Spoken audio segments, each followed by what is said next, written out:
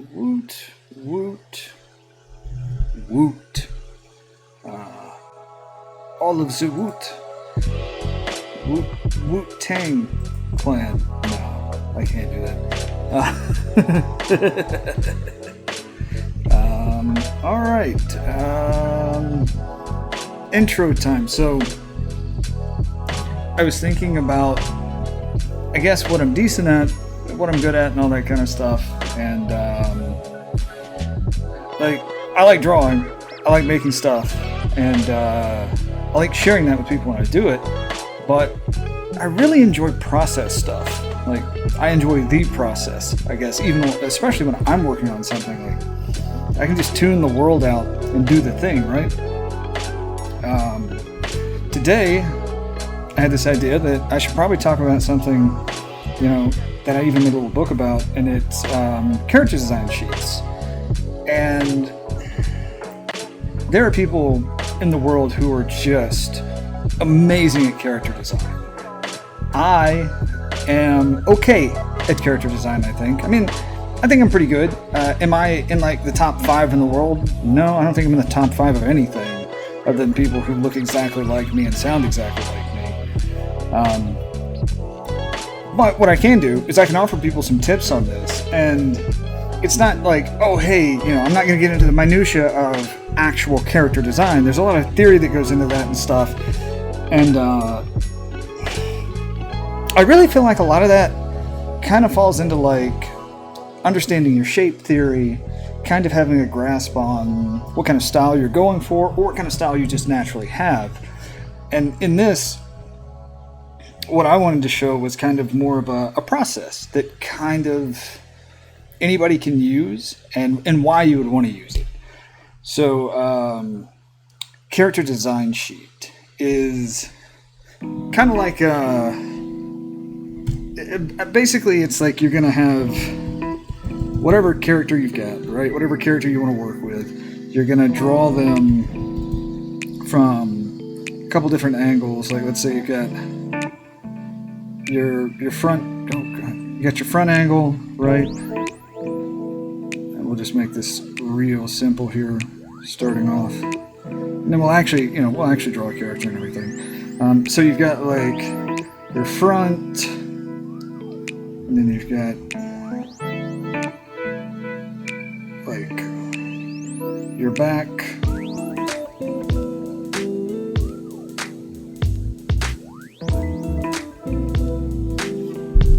and let's say probably on the side,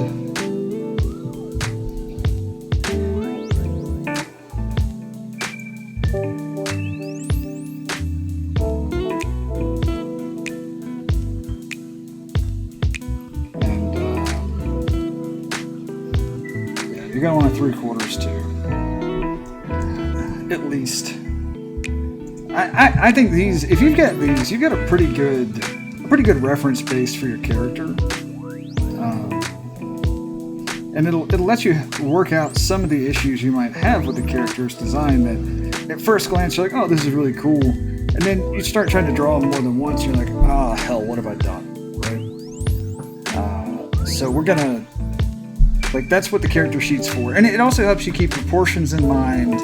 And when you come up with that really cool shape for a character, a lot of times if you're just sketching around, you'll kind of go to like your default shapes. So, if you have kind of like a default human form that has kind of these default human proportions, right?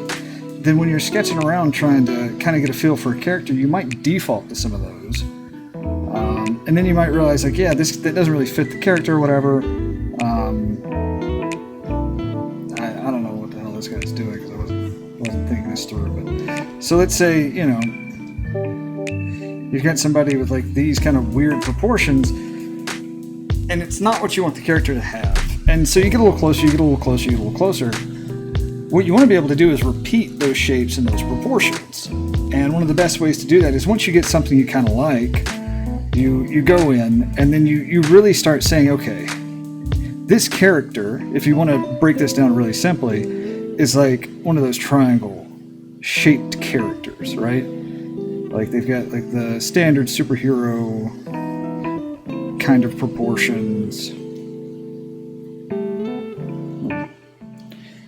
And again, this is super quick, but like this kind of character, if you want to keep it consistent, like the next time you draw it, you might be thinking it's a certain way, but then you go to draw it again, and all of a sudden, like maybe for some reason it comes out with like a more square-shaped head, and that's not what you wanted.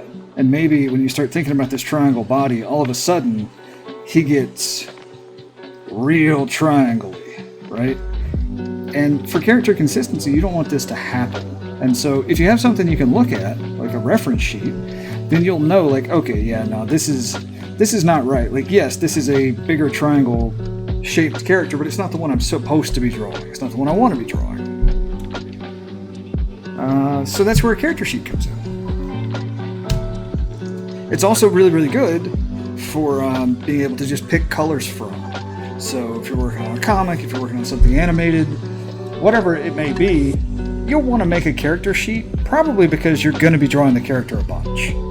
So let's find a character that we want to make a character sheet out of. And when I say find a character, I mean let's just make one.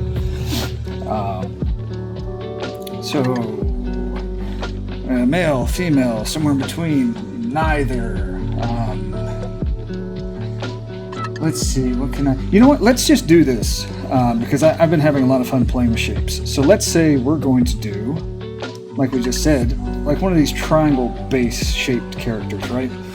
And there are a lot of ways you can do character design. You can start with color, you can start with a moment, whatever. I'm going to start with this. So we're going to have our shape here. I think I like the idea of having kind of a squarish jaw, maybe. That would seem to intonate kind of like that big neck. Got the big traps that are going to hit. So this is not going to be a dex-based character.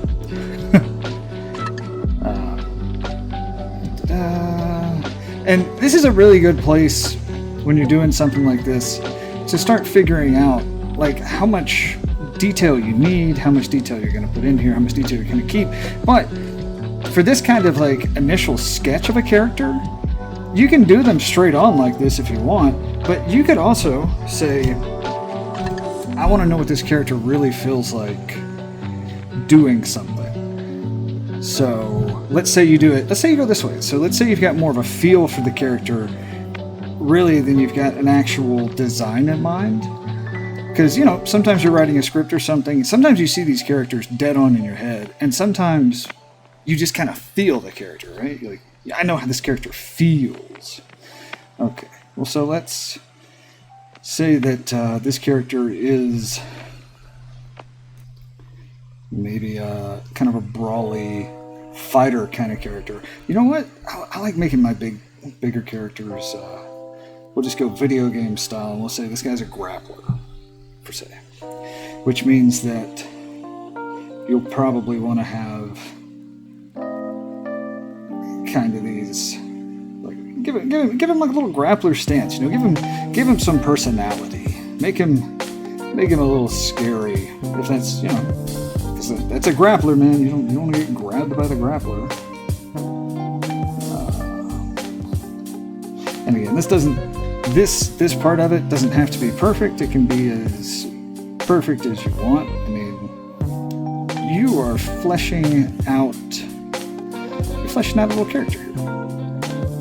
Everybody likes, well, I say everybody, I love fleshing out characters and stuff. And, you know, this is the kind of thing where you probably iterate a bit depending on what you're doing. Like, if someone gives you a description of a character and you just need to bang out a character sheet, you can just go like, okay, straight on. But let's say that you've been having some fun doodling around and you kind of discover a character that you like.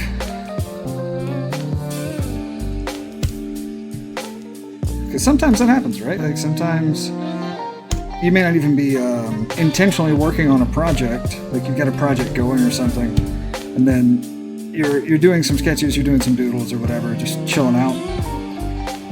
And you may stumble on something you really like for that character, but it's not in the right format. Like, it's not in that character sheet kind of format. And so my anatomy is all over the place here. This is super janky. I genuinely don't think you can really use this sketch for a whole lot other than a basis to make something that's not awful, which is fine. Like, that is the joy of iteration, and like, this is what we get to do. You know, as artists, we get to play with this stuff. We get to decide, I like this, I don't like that. We get to decide a lot of things, which is like the joy of a lot of it. So,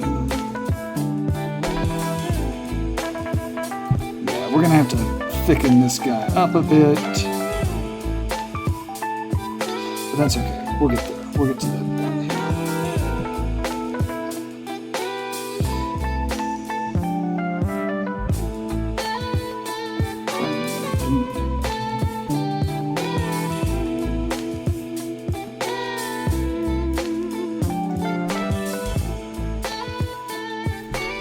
Sometimes you gotta hit this pose to really figure out that, like, okay, so this low arm, does it make more sense for the low arm to be, yeah, it does, actually. It makes more sense for the low arm to be closer to the forward leg.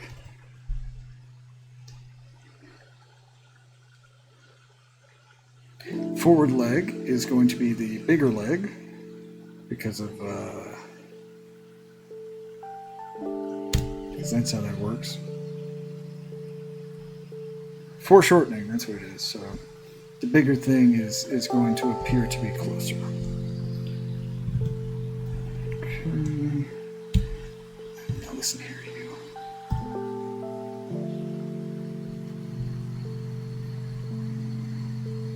And yeah, I know this is looking pretty geefy. That's okay. We'll swap this out. We'll swap this around. We'll fix a lot of this stuff. This is just about getting an idea out there pretty quick, and then you can iterate on that idea. You can mess around with that idea. You can edit the idea. You can always edit something that's bad. You can't edit something that doesn't exist. So we will spend our time editing.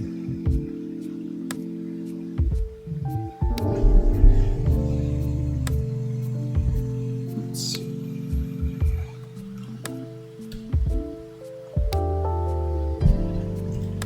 Man, the lasso and changing stuff.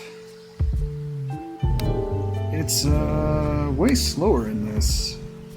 It seems to take up a lot more processing power in Clip Studio than it does in Photoshop. I've been using Clip now, I don't know, maybe a year or so, and I'm finding that Clip is great for some things, and like, if you just absolutely hate and or cannot afford to be in the Adobe ecosystem, which is very understandable, Clip is incredibly comparable to Photoshop in like some of the best ways, but you can tell that there's some stuff that maybe was harder, maybe it was more expensive to develop, maybe I don't really understand the reasons why, but there's some stuff that was just left out of Clip compared to Photoshop. And there's some of the hotkeys and stuff that work differently too. That's a little confusing, but I think you can go in there and change like literally all of that if you understand what you're doing. And I have not gained the level of mastery that I feel comfortable enough to start editing a ton of shortcuts and everything in Clip Studio to try and make it closer to what I'm used to with Photoshop, but I'm sure I'll get there eventually.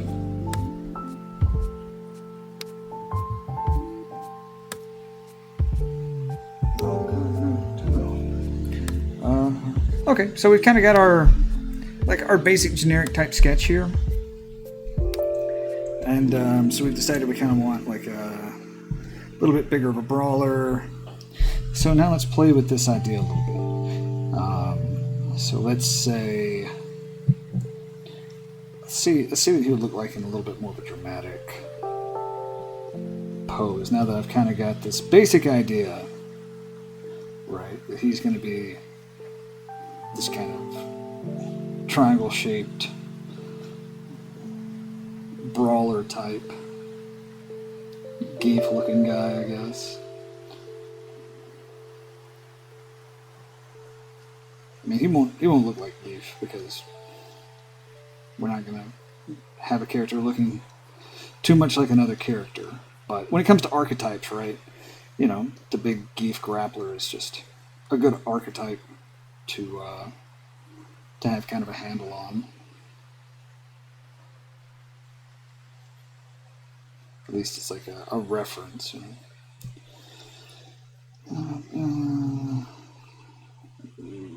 Let's get into some weird looking stuff here, but that's okay.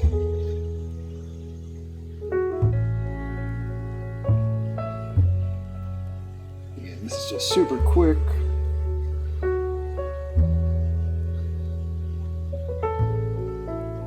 And we can get into a little bit more stylization here. Because, like, this first sketch is not super realistic, but it's also not stylized very much either. Like, it's kind of some weird muddy place in between. If you knew that you're going for an animated style that needs to be simpler and needs to be, you know, more shape driven, or if you just want to start there and then go the other way, that's fine too. It's really just about getting there getting to the first version as quickly as you can, understanding it's probably not going to be great. Like this little thing does not look good because it's all crammed over here. And that's fine. We can fail. Failure is not just an option, it's pretty much guaranteed. The trick is to fail as fast as you can. Because if you're going to fail anyway, and you can make yourself fail quicker, then you can get to that whole success part quicker. Alright, so we're going to pull this in here. Let's try this again here.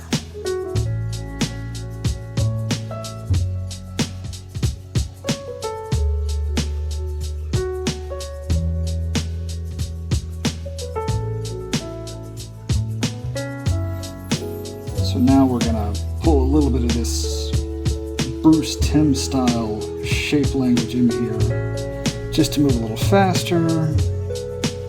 Block some of this type stuff out.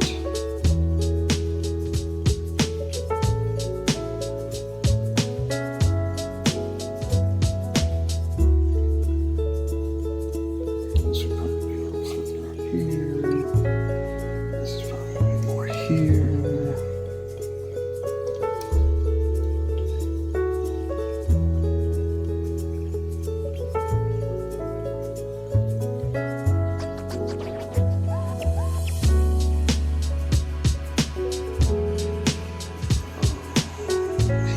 Bigger legs. Right here, just trying to figure out a little bit more about the personality, a little bit more about what we might like here, what we might not like here.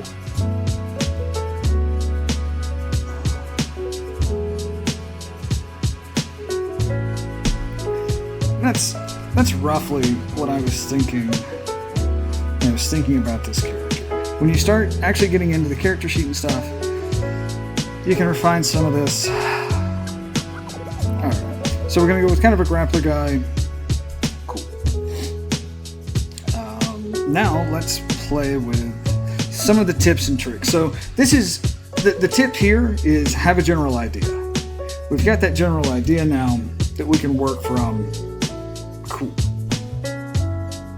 So now what you're going to want to do, in Photoshop, you can actually hold shift, like if I were to make a mark here, you can hold shift and it's going to give you a straight horizontal or vertical line. it does not quite do the same thing in Clip. In Clip, it's just going to give you a straight line to wherever you want to go. So this is not going to be great for keeping things parallel. But on the flip side, you can come over here up top and turn on Snap to Grid, I think. And then, let's see, which one is it? So this one. We're going to make a new layer. This is what I've kind of figured out to do. Let's see if I can remember. Okay. So we're going to right click on this layer. Let's see, ruler. I don't want to create a perspective ruler, do I? Let's try it. We're going to make a 1 point perspective ruler. And it's just going to sit there. Okay. And now what we can do is we can turn that special ruler off. And we can just turn the grid on. And you'll snap to the grid. Oh, you know what? I may not even need to. Let me try this. I keep forgetting. So what you need to do, if you want any of your tools to snap to the grid on here, and you don't see snap to grid as an option over in the tool properties, click the little wrench icon down here. And this is going to open up a lot of tools for you. There's a lot of stuff in here I turn on for brushes, like blending mode, color mixing can be good. Depends on what you need. But if you look down here at correction, and you click that, this is what's going to let you adjust your stabilization, which is how, if you move slow, it won't be shaky, that kind of stuff. Post-correction taper, all that. See, enable snapping is defaulted on here. We're going to click this little eye here. And so now we can turn snapping on and off. So, we click our ruler tool. On our subtool here, what are we doing here? Linear ruler, is this what I need? I think this just gives you certain lines. Guide, maybe? Let's try guide. Okay, now let's see. Does this snap? Alright. So now we go back to our pen.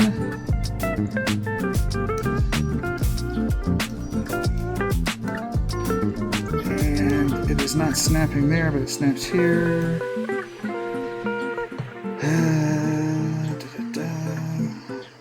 This is way easier in Photoshop.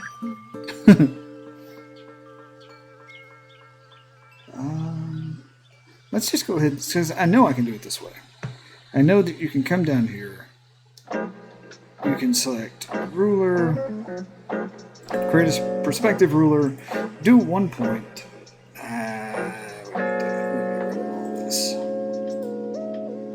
Because every time I don't get rid of stuff like that, it messes me up because I accidentally go back to it. So just create a new layer.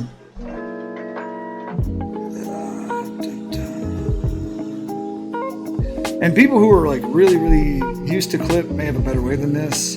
This is kind of my first time feeling out this process in Clip Studio, and I wanted to do it with everybody.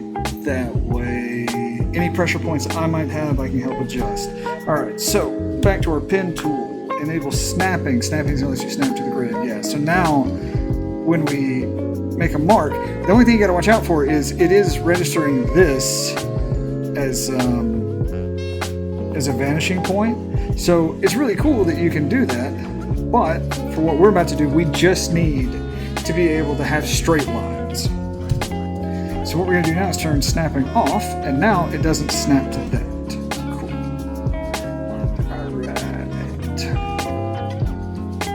Snapping is off. All right, we're going to go to a new layer that doesn't have any of the snapping stuff on for that.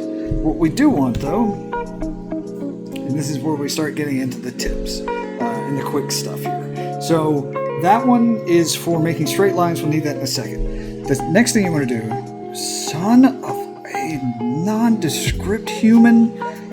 If I ever find out who at Adobe decided that touching the screen makes everything go away, not Adobe, Microsoft, ooh, I'm going to give you a very stern talking to with words. Damn, now I got to figure out where is that? Okay, so click on the ruler, go to your subtool, And now we're going to do symmetry ruler. Because why draw something more than once if you don't have to? And the whole point of this is to give yourself a quick reference. So hold shift, and that's going to give you a straight, vertical, horizontal, or that's probably a 90. So what we want is just straight vertical. And this is going to be the center of where we're going to draw our first little figure at for our turnaround. Okay. All right, so let's see. We're going to drop our brush size down to around 10. It's still at like 50% opacity. Good. All right. So let's start with our head. Oh, wait. Got to turn snapping on. So now with snapping on, anything we do on one side is going to be mirrored onto the other side. This means that it's just going to be easier to set some of this stuff up that we want to set up. Let's see. Okay, so the eraser does not have its snapping turned on. So if you want to be able to erase both sides at once, you have to come over here, select the eraser tool, go to the tool properties, turn on snapping. I don't know why it's got stabilization on. So now, when we turn our stylus over, it's going to erase both sides. It's a good day. All right, now let's get in here and start doing some. All right, so we're going to go head shape.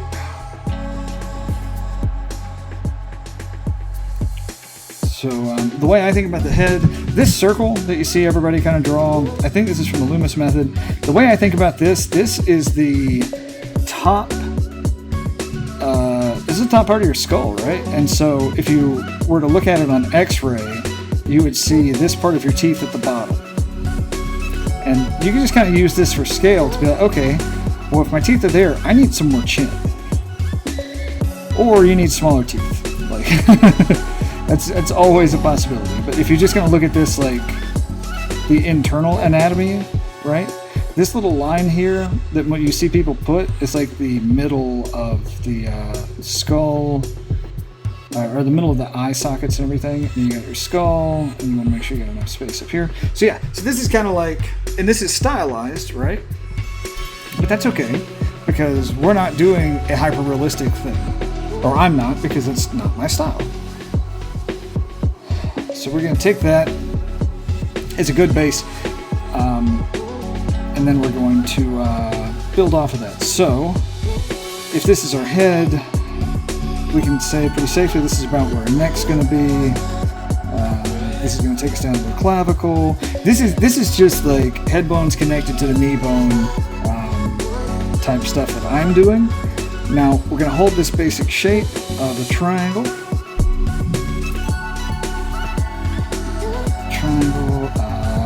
Rib cage. That means it's going to have kind of a wide rib cage. Rib cage is going to be out here.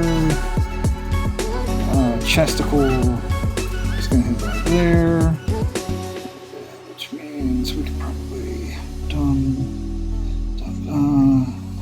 he needs to be a little bit more triangle-y, so we'll give him the wings. You know, Red Bull gives you wings. This dude's going to have to be on the Red Bull shtick pretty hard.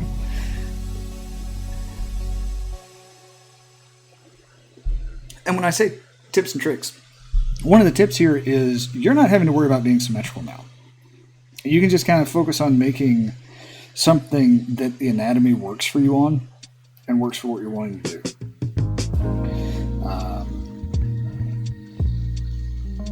I'll show you something else really cool. So let's say for instance, we've decided that there's no reason for his abs to be that big, so we're going to kind of shorten these things down.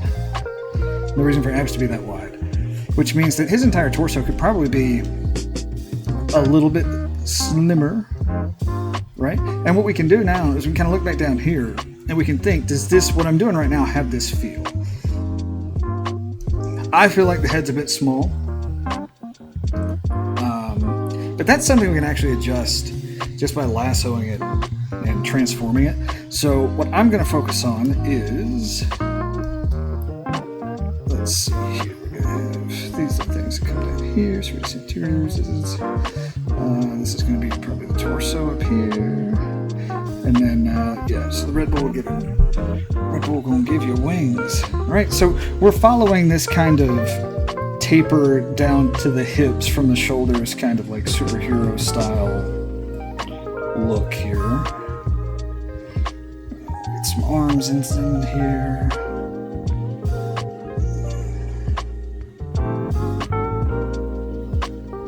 And again, like this kind of stuff doesn't have to be super perfect.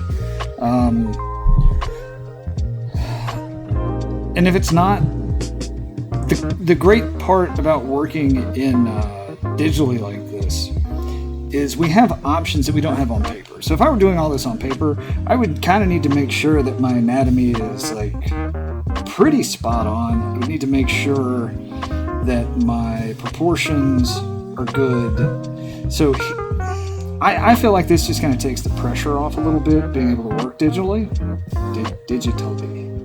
knowing that, yeah, so like I can already tell the body, the torso is too long, right? So what we can do is we can select, see how the selection's even doing it? And then we can transform, hold shift, and we can kind of get a bit of where we want to go here and say, yeah, that's actually a bit closer maybe to those proportions, right? Even if it's not. Again, this isn't necessarily about making good character design. This is just about kind of how to do your character sheet. So, pectoralis disease, go into this. Let's go down here, let's go down here.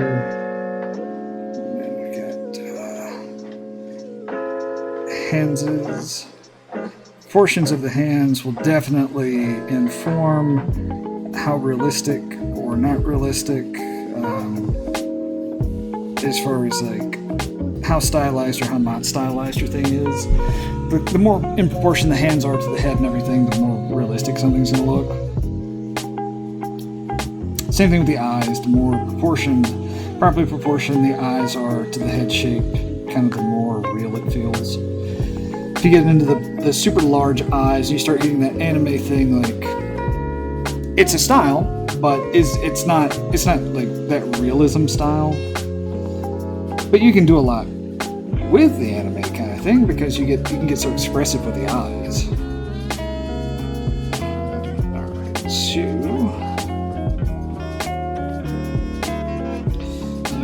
let's see, knees this way, let's go this way. Feet says. Okay. So we've got kind of the basis of this guy here. Now what's cool is, let's say, I kind of don't like the way he's almost all chest. And maybe I feel like his arms, like his biceps, could be wider if we want to push the stylization. So what you can do is come over here to this liquefy button. Make sure snapping is on. That way it's going to do both sides. And now, like, let's say I want to make his traps. That's not the traps. Is it? Delts. Say I want to make his delts a bit rounder, give him that boulder shoulder kind of look. And let's say I even want to kind of elevate his traps a bit. I could redraw this, or I can just kind of push it around.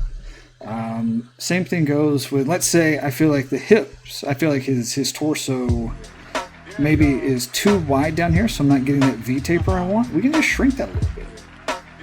I don't think that's what I want, so I'm going to undo that. But this is one of the more fun ways that you can kind of push and pull things around digitally, and you just can't do that.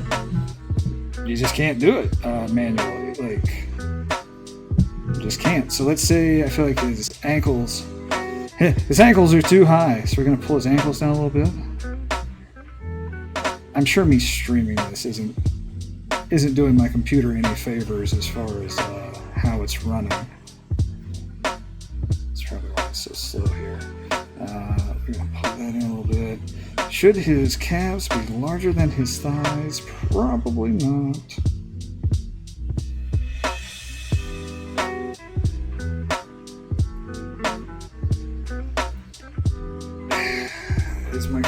push his calves down to his ankles. Before it realizes it doesn't need to, probably. Come on. Come on. Let's see. Ugh, I almost prefer that. Let's see if I make this any smaller, if this helps. Helps a little bit. Actually, I think I'm gonna pull his quadriceps out just a hair. Cool. And so now we've got kind of this beefy, triangle tapered guy, but I'm looking at him. His head feels like he's got too much distance between his chin and his clavicle. And what that does is it makes him look a little taller. Well, I mean, he is kind of tall, considering we measure a lot of stuff by how big a head is. But let's say I drop this down a little bit. Okay. And let's say I just overall want him to be a little squattier. What I can do, I can just select the whole body, hit Control T, and don't make a liar out of me, computer. Just because you're tired. Right, so you can just move this whole thing up, right? And all of a sudden, now your dude, he goes from looking like a titan, right, to being a little bit more of a manageable, like a little bit closer to how these things kind of feel, right? One of the things that make these feel a certain way is because of the hands and the feet proportions. So let's go ahead and say I want him. So let's say I want the hands to be a little bigger. Doing it this way is going to cause this kind of a problem. That's dumb and annoying.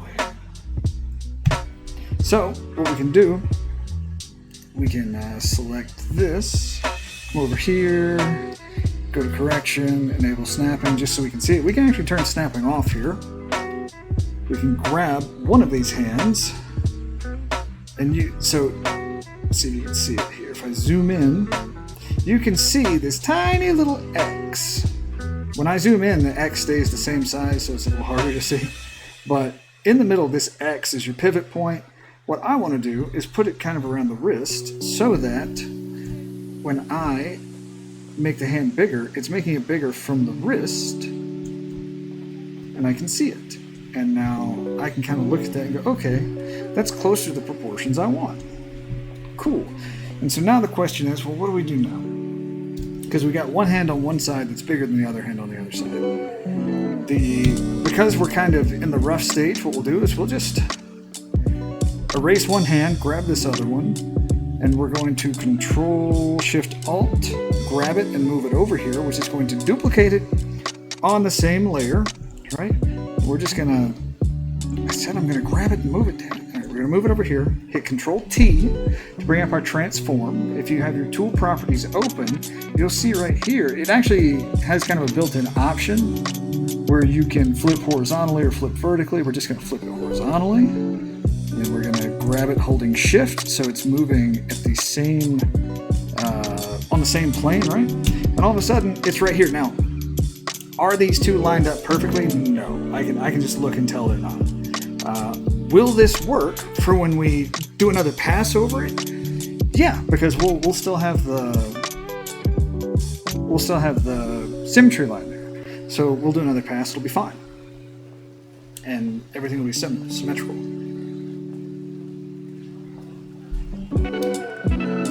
So we've got, here's another cool trick.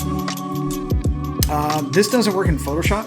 In Photoshop, the symmetry tool is attached to your brush tool. So when you select your brush up in your toolbar, you'll be able to click symmetry on or off. This is tied to the layers. So in here, this layer, on this layer, is this symmetry. But I want that symmetry on when I do the backside too. So you can either make a duplicate layer, which might be easier to do. You might be able to get away with making a duplicate layer.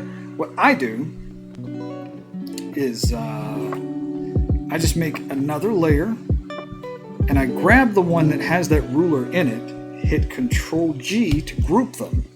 And now what you can do is you can right click the ruler layer. You can come down to where it says ruler, and in here it's actually going to let you can either only do it on one layer that you're editing. You can actually have this go across all the layers in your file, or this is what I like, everything in the same folder. So if you take this, drop it into a folder, and then set the option to folder, then it means that even if I go up to the layer above it, I'm still going to be able to use the symmetry tool. So when I go to do the back, what I'm going to do is I'm just going to drop the opacity down on my layer that's on the front, right? And on that layer above it, I'm just going to start working on the back, right? And we can do that. I typically would not do that at this particular point, because I would probably go ahead and do a cleanup on that front part. But this is just to show you how you can do that, right? This is going to let you, and honestly, I kind of like doing this because it lets me see, like, did I screw up some of my proportions on the front? Knowing my anatomy, knowing how the anatomy on the back is going to work, right? Did I screw stuff up that I need to go fix on the front side? I think we're okay. And just know, so like you would think that if we're just doing the mirror, let's say the elbow, you can see on the front side right here, you can see the elbow on this side, right? If you spin this dude around, the way it's actually going to end up working out, and it's probably going to be better for you while you're doing your design, is to know that the elbow is actually going to shift a bit over here, and this is where your triceps is going to be, which is that muscle. So the muscle you're seeing on the front side here is actually your tricep. So this can kind of come here, this can kind of come here, and you can even see some of the bicep on this side, because the bicep is not on the top of the arm and the tricep's not on the bottom of the arm. The bicep is like on the inside of the arm, more or less, because it handles rotation stuff. But that's a bunch of anatomy that you don't need me for. There are much better people to teach you anatomy. I'm just here to help you figure out how to kind of cheat with the system a little bit. So, all right. So we know that the lats here, so spine, butt, the gluteus maximus. It's going to be the glute bones connect to the tailbone. I'm not sure how wide his glutes are going to be, but we'll just put him there.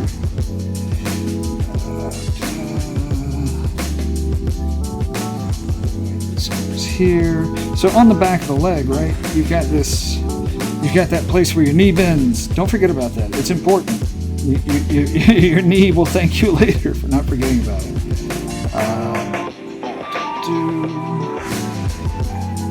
It's the calves.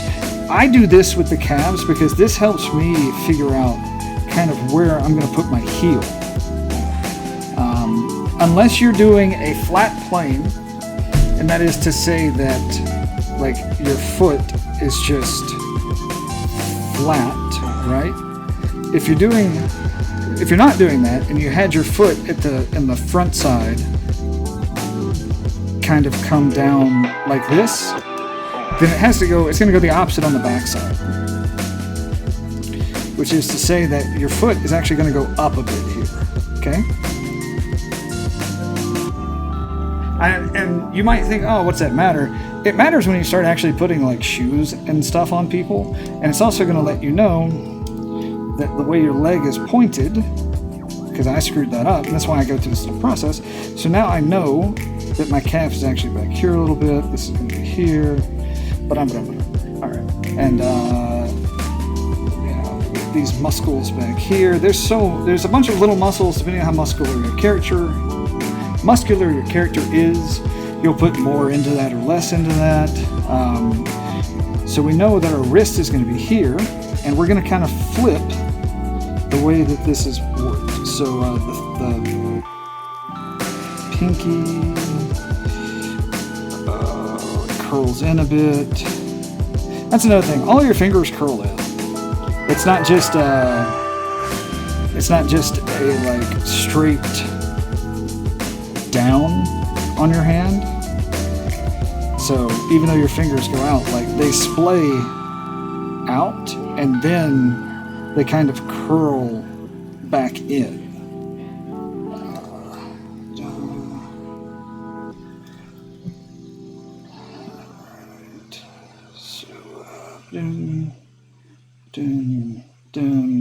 And yeah, so that's there. Cool. And now you've kind of got, if I turn this bottom layer off, you can see now we've got the back of our character, and we know that it's like lined up proportionally with the front because we used that as our reference guide.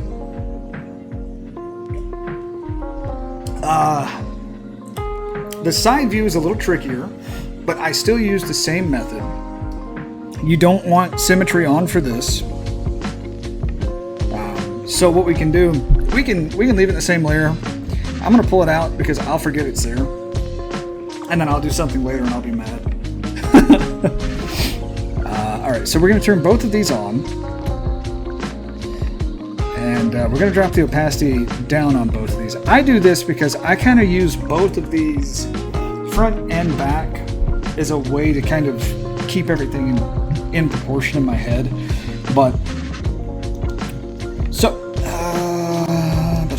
this is going to be the profile view. The way I start this, there's probably a better way, but because we know where the head's at, we know where the top of the head's at, I'm going to go ahead and start here. And the little egg shape we're going to make like this, and it's definitely going to be wider than the front view or the back view. And that is because the front of your head is kind of, the front of your skull, right, is kind of like this. This is really rough, really quick. The side, this same space here, if you were to draw a line over, it's going to have the same height dimensions, but it actually gets a bit like this because back here, so on the front, you still kind of got this kind of shape. I mean, you've got your nose thing, and it varies a bit. But, so you've got your eyes and your nose up here, but back here is actually where your spine connects in and your jaw connects in as well. So even like from just drawing the top of this thing, it looks kind of weird until you put everything else in there. And then you're like, oh, okay, this all makes sense. So that's the reason here. I use this as a reference for my height of my skull part like that. And I've got my teeth as a reference here for the top of that. And then I've got my jaw here for the bottom of my jaw. And I know that this is going to be kind of my halfway point. And you can adjust all of this because we're doing it digitally. But I now know this is, oh, and I know where my eye sockets are. There my nose is. And my proportions are a bit wonky on this, but that's okay because we can fix those whenever. So now what I do, I take this and I move it a little forward. I'm probably going to put it about there. I do this because I want to use my trap line for my neck. And this is why it's good to have the back view on as well, because the back view actually lets me know where on the skull my neck connected at, and then where on that my trap's connected. So we go back here. We know that our clavicle is about here.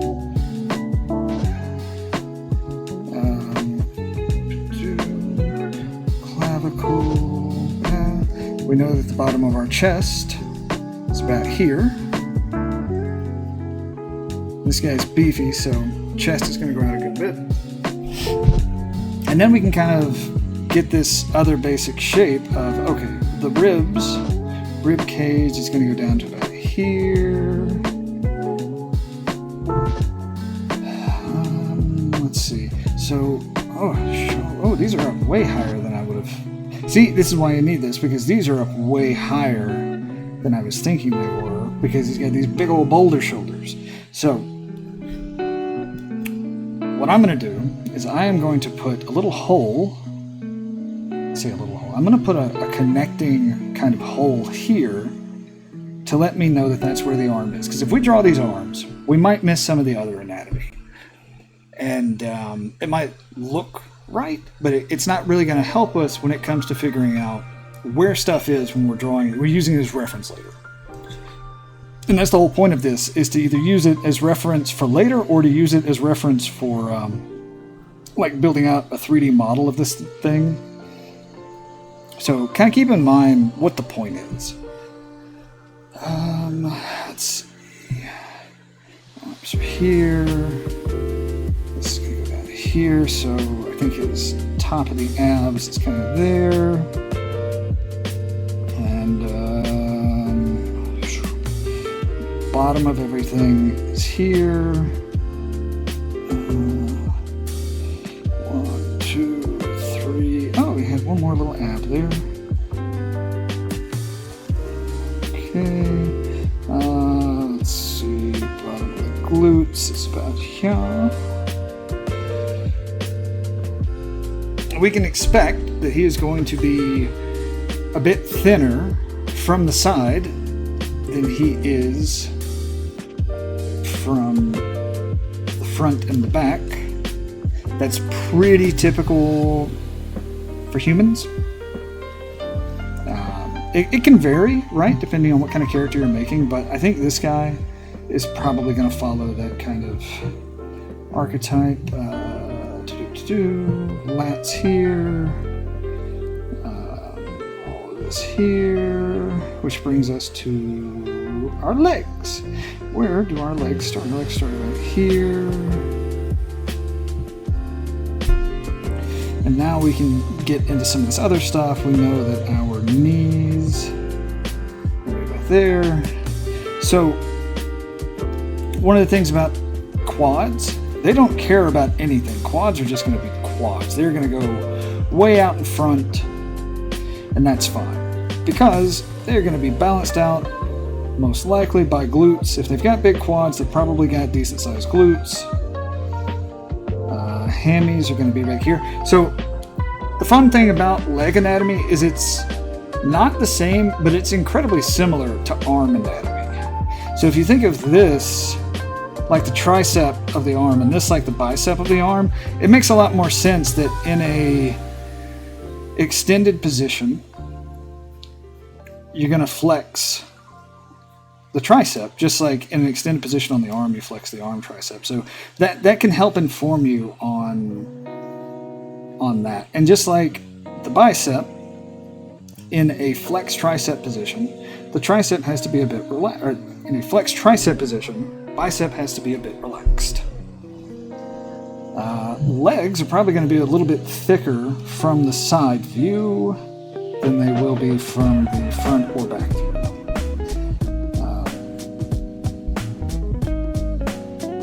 That's okay. And so this shape here, so it's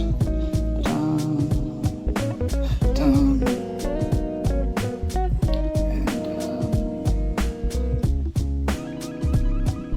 man got the glutes. So when it comes to doing a feat in this position, this is more of an orthographic position, which means that there's not a lot of depth. But what I do, I pick a halfway point as far as what my ground is going to be here. So I pick a halfway point between the heel and here, and I imagine if he's standing flat, his foot is probably going to hit about here.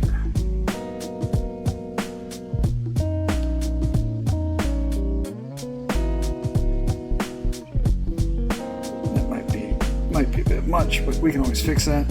And that means that this connection point is going to be about like that. Sweet.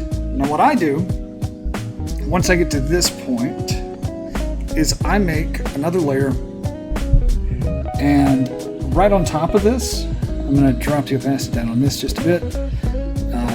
On this layer, I'm actually going to come in and I'm going to do the arm here. Separate layer, using this as kind of my connection point. Alright, let's get these delts. These delts. Yeah, let's get the delts in here. And this is going to run kind of the opposite of how the leg did, right? So we got biceps here, triceps are going to be on this side a bit. Biceps are going to be a little flatter because we're going to have the engaged triceps. Elbow. I use this like to connect. On top of this, I make this kind of little thing here because I know that this is kind of how this wraps around. So there's this. Let's put it here. Okay.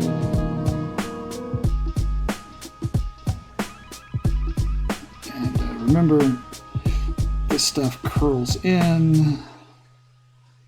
Hands, like the fingers are going to curl in a little bit, so they're not just going to be straight fingered here. This is going to come in a little bit. Pop that out just a fudge. Cool. And now I will turn this off. This, like I just turned the whole folder off. And now I'm going to look and see, how does this look? To me, this looks a bit stiff, and it's because some of the pieces need to change just a bit. Like this will look a lot less stiff if you grab your point, move it up here, and rotate this in just a bit, because humans very rarely stand with just a straight arm out. Typically there's a little bit of a bend there, so we'll get a little bit of a bend there. That'll feel a little bit better. We're going to turn that off. Look here. So the glutes are a bit fuzzed up. Let's hammer out a bit more exactly where we want our glutes to be. And this isn't the biggest issue in the world, but it's one I do like to address.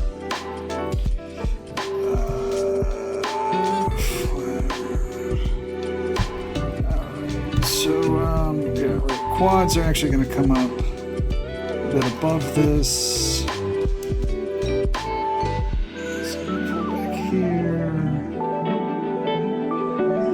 See, that looks a little bit better. I still feel like he's a bit unbalanced here. So what I'm going to do is I'm going to select this whole leg. I'm going to hit Control T. I'm going to grab the bottom here, and I'm going to shift this back to put his... Maybe move this up just a little bit. And I'm doing this because knees over toes, nose over toes, right? It's if you ever wonder why something doesn't look super balanced, it's probably because the point of contact that would normally balance it isn't right. Like it's not there. I'm still not super thrilled with it, so what I think I need is a little bit. I think I need to push this stuff forward just a little bit, thicken that torso up just a bit. We'll say he's a power lifter. He's probably got the ab, but his diet's good enough. We'll push that in just a little bit. Maybe we'll pull the donk out a bit. That looks a little bit more balanced. This still looks a bit wonky, but it's okay.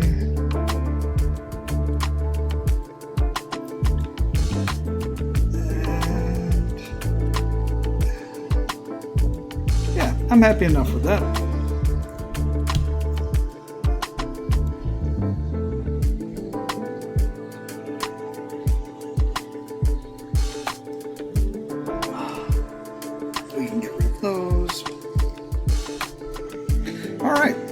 And now you have,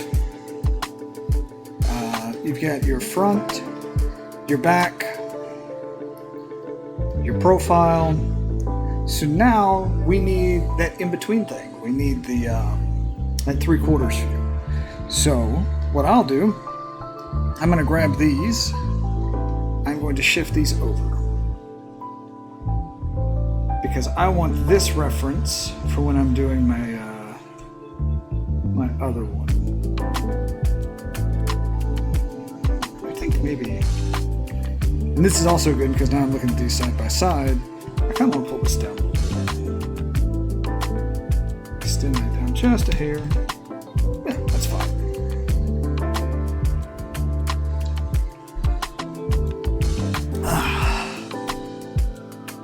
Right, and now we've got the we got those. So now we're going to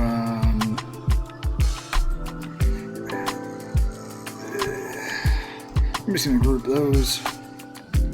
For my sanity, I'm going to make this, going to put a new layer in between these. Now I'm just going to make the whole layer a bit less. Probably the same thing there. Because I'm going to start drawing kind of in between these two. But I'm still probably going to start off very similarly. So I'm probably going to come in here. And I'm going to use this head that I've got as my reference point. And for 3/4 view, because I know that it's going to be similar to this, we're going to have really similar proportions here for this. And if I know where my eye socket is, I can kind of know that over here this is going to dip in to make that happen, right? We've got our teeth here. We know how far down those are going to be. And this seems technical, right? When I first started doing this, I got kind of disillusioned thinking that, you know, there was a lot more just straight up, like, just knowing what to do, just being just straight up creative was my thought on it. And there are definitely some people, I've seen some people who do turnarounds all the time. They can skip some of these steps. Just kind of like everything else in the art world, like if you do it enough, you kind of get a sense of what you can get away with doing and not doing, right? But at the end of the day, and because we're turning a bit, we're going to be able to bring the skull out a little bit more back here because we're starting to see that oblong shape. Still got our teeth here. But yeah, I started feeling that way. I got a little disenchanted, a little disheartened, I guess. Chin, stop right here. And it really started making me think, like, is this all just formulaic? And thinking about that, it's kind of depressing because it seems boring. But really what this is, yes, there's a bit of formula to it, but it's kind of like, you know, if you've got a good way of doing something, don't reinvent the wheel unless you just have to. And we don't really have to here, so we can kind of just move forward. And yeah, you don't necessarily have to make the skull. I do this because I'm dumb and it helps. So I make a little skull shape because the head's so freaking complicated that when you start going back over it and you start really like building the character out on top of this, it's going to make sense. Same thing as before, we're going to use what's underneath it to measure this is what the clavicle is. We can say this is similar, but it's probably going to come down a little here, and over here, it's probably going to be something like that. So this is not as simple. 3/4 views, not quite as simple as a straight-on view because it's just different. It's not symmetrical. And, you know, we humans, we have an eye for symmetry. We like symmetry, but we don't always get to have it. Alright, so we're going to start pulling this stuff in.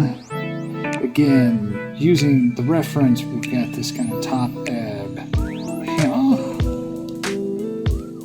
We've got another one underneath that. And the reason we kind of define where some of these pieces are is because they're just moving around a shape. They're moving kind of around the ribcage shape.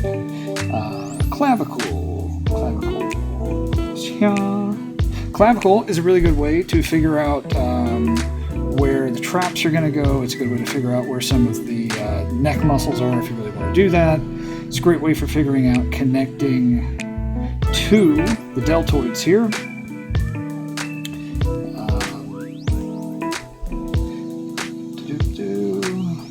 Deltoid here, and chest up here. So here, and of course, because we're turning, we're going to shorten up this pectoral. This one is going to get a little bit longer looking. That's fine. You're actually going to be able to see the wings here. You might be able to see them on this side too. I don't think so. I don't think we're going to do that. We pull this down to get our bottom point, like for the crotch. It's really good to have this part of the anatomy, and I know it's a little weird to be like, yeah, you really need your crotch, but like, come on, you really need your crotch. And not just because we want to draw those things, but because when you start designing costumes, outfits, and characters, what's underneath really does kind of inform what's on top. So having that as that kind of really good reference is great. Okay, so we're going to see just a hint of the donk back here. I think we would see that on this character. So what I do at this point, because this can get a little tricky, I draw a middle line. Just like this middle line on the face, because it's rotating around that form. What we're actually going to end up seeing here is with the knee, it's going to change just a bit as we get our leg down here. Yeah, I'll probably have to do some finagling with this. But this leg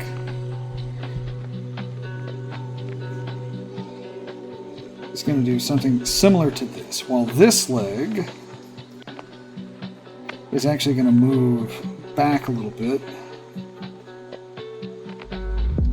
I like to use this little shortcut here to show where quads meet knee. And this little band here, super helpful for figuring out where everything else goes. Pull our knee down.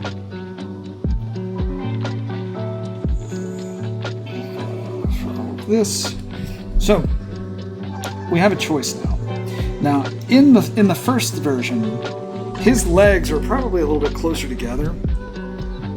So what we can either do is we can take this, we can transform this now, and we can move the feet, we can move the whole leg in just a little bit. We may want to pull this out just a hair to do it. If we do that, we also need to come in here and grab the knee, move our pivot point up here, and pull this out just a bit.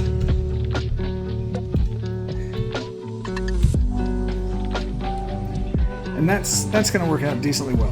When we do this, you're going to see that the foot is we're going to get kind of an angle on this foot too. Over here, you can use this same kind of guideline to come down, knowing that this is going to be the middle of your foot, just like it was the middle of this foot. Let's turn a little bit in space.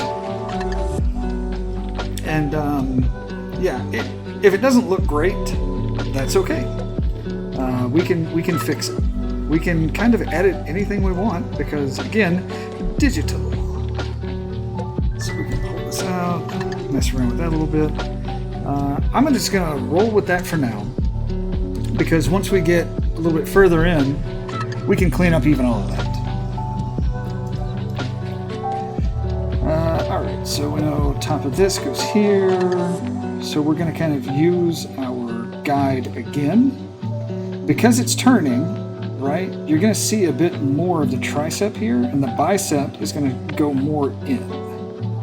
We can still use the same kind of thing that we used over here for this shape, just knowing that it's going to come in and meet where the bicep meets. This is going to come down here.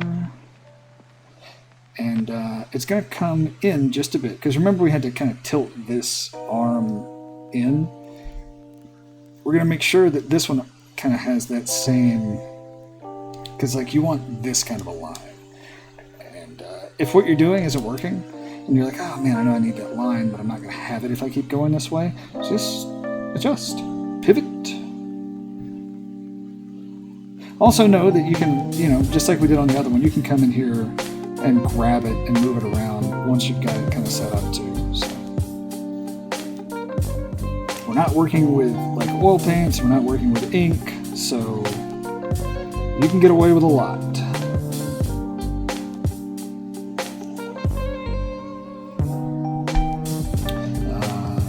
I just defaulted to him making a fist, but we don't necessarily have to do that. It's just an easy way for me to kind of get an idea of what that shape is. If you need to know where your knuckles are, draw your knuckles.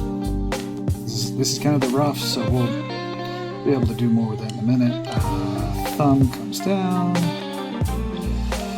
Fingers, fingers, fingers.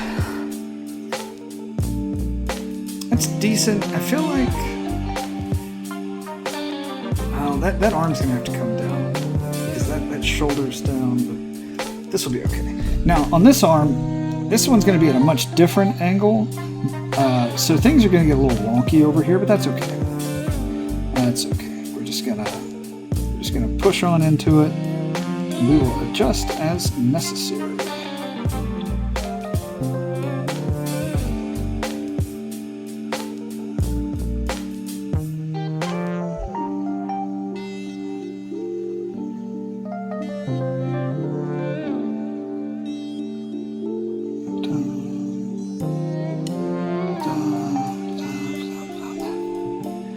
That is not looking right. Okay. I think now that we've it's trying to run. Now that we've got this, what I can kind of tell is I need to move this up. So we're just going to grab the liquefy tool. We're going to move this up a little bit. When I do that, I can see.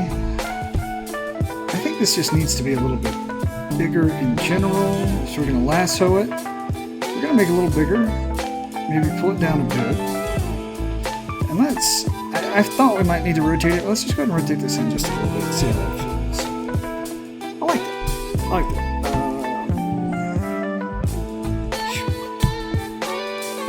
Yeah, because we get the tricep here, get this little thing here.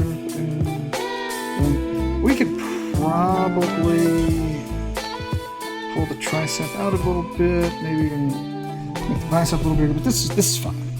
That side is passable now.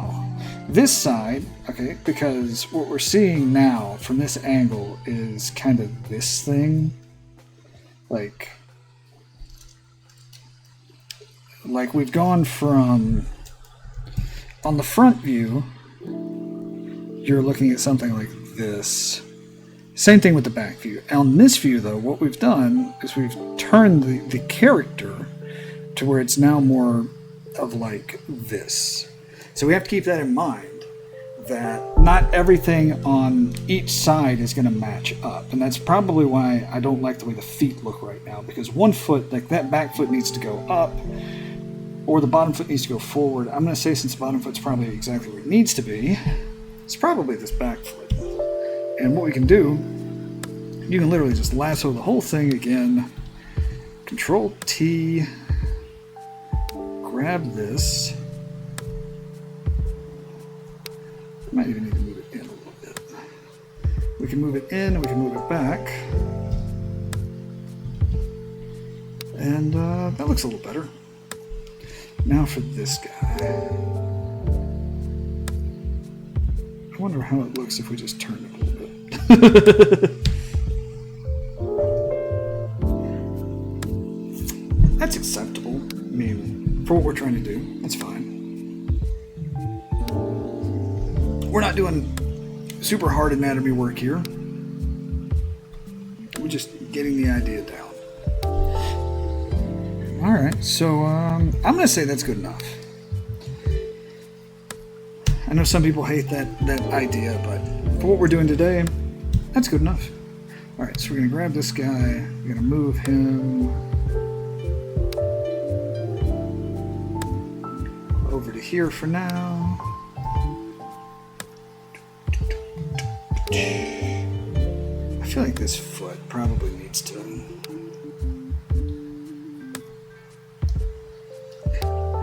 feel like I probably need to do something like this. Just kind of push this a little further over. Yeah, that's fine. All right, so we now have the beginnings of our front, back, side, and all that good stuff.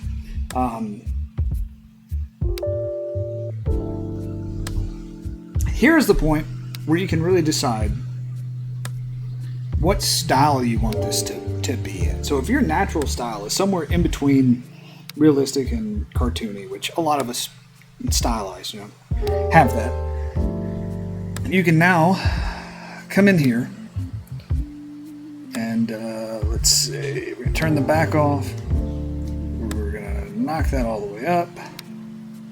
We're gonna knock this all the way up. So, one, we need to know what the face is gonna look like, because that's really important at this point. We also need maybe a cleaner, easier to understand version of the anatomy here.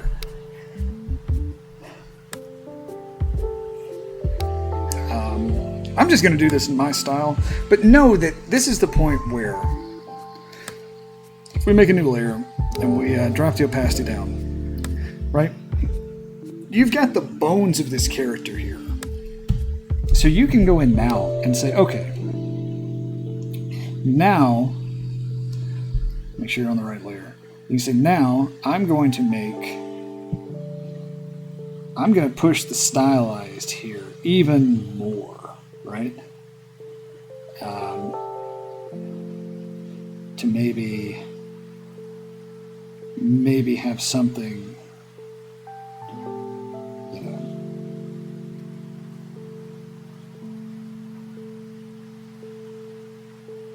he's got just a big old nose, like this is really pushing the stylized nature of something like this, right? And you can decide, this is what I'm doing. He's going to have these tiny little ears, and let's say he's going to have like little tuft of hair up here or something. Gigantic eyebrows. I feel like he should have a mustache. So he's going to have a mustache. And you can come in here, and when I say you can simplify this anatomy, what I mean is you can start taking from this base, and you can just straighten that out. And from here, you can say, okay, we're going to simplify this shape. We're going to exaggerate this a little more. We're going to take this from a rounded shape, and we're going to say it's going to be 1, 2, 3, maybe. I mean, you don't even have to go that far. You can literally just go womp, womp, right? The Bruce Timm style uses something like this, to where you kind of keep this clean line all the way down, and you just got like this kind of a shape. And this is great for animated stuff because it's easier to follow and say angled points, I guess, than it is. And the clavicle just becomes like one line, and this becomes this. So like you can do this, and you can even translate that the way that the anatomy worked up there, with having like that straight line all the way down. You can really do that here to an extent. I mean, you're going to want to add just a little bit of calf there, but like, so you can take that initial under drawing, and you can really stylize the anatomy. You can really, like, you're not stuck with whatever this base is. That's why you get the process. That's not what I'm shooting for, though. So I'm going to come in here now. Now is when you kind of get to start deciding, like, what kind of face does this guy have? And you can do that at any point you want. Like, you could say, when we were doing this stuff down here, let's say maybe you were just sketching around, and you came up with a face that you felt like was kind of cool, right?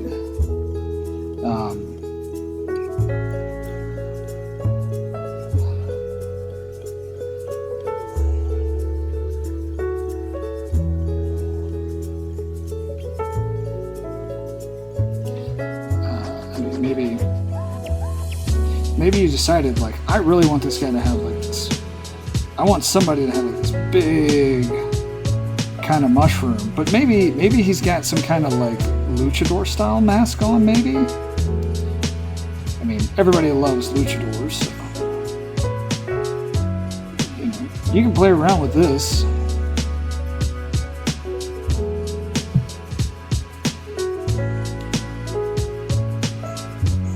Maybe I kind of like, instead of those stylized eyebrows, maybe I like his mask, his luchador mask, having something like that. Maybe he doesn't have a bottom lip, he's just got, or maybe he doesn't have a top lip, he's just got the bottom lip, right? So you could take something sketchy kind of like that, and you can say, okay, that's the idea, but now I'm going to hammer it down. This up here, and you can do this with anything. Maybe you've got reference that you're using. Maybe it's someone's like, hey, I want this kind of character to have like these kind of features or whatever. You can do this, and you're just going to reference whatever your reference is here. You're going to come back up to the layer that's in that folder because you want it to have the symmetry on. So let's see what we get if we start working on something similar to that.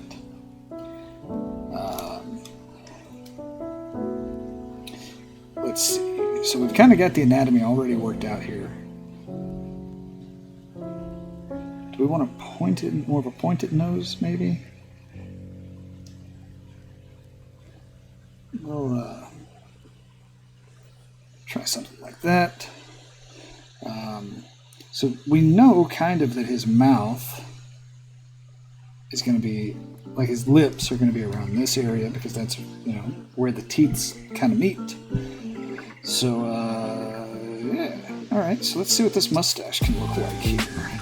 And, you know, this is when you're going to start thinking about tangents and not having things run into each other.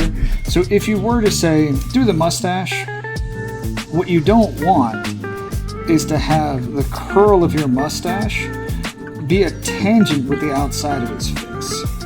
I know I said this wasn't going to be a lot about character design and anime, but this is kind of basic, like, basic art stuff.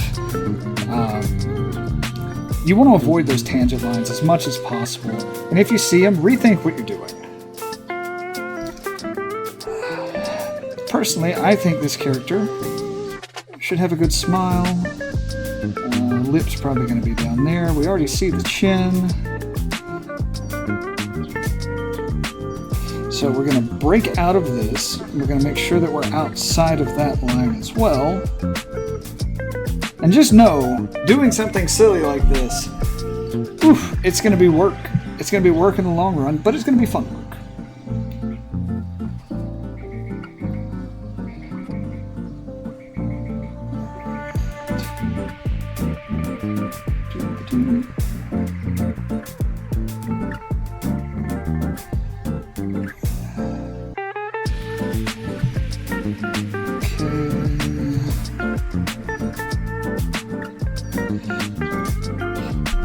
And just know, if you push this stuff too hard, it's probably going to be hard to keep up with if you're doing a lot of stuff. If you're doing like a CG model that you're designing for or something, this is fine. Just know that like every line you put on here is probably something you're going to end up having to draw at some point. A lot. So just know, just keep that in mind while you're doing all this. Like, do I really want to draw that 1,000 times? But this is kind of the design phase, and again, we're never out of options, right? Until we have to go into production on something, so we can just keep doing. I like the idea of him having kind of a Daredevil mask, where it like goes over his nose, maybe down here. We're not. See, we're starting to hit that tangent, though. Maybe that's okay. That's okay. Actually, what we'll do, we'll have it kind of run that part of the nose, maybe. That could be fun. And then it will trying to remember. Luchador masks, they actually are typically lower. They like cover the ears, don't they?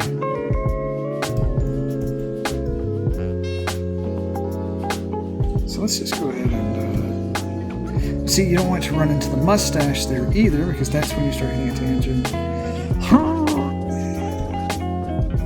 Alright, we're going to do it this way. And maybe we'll just have it.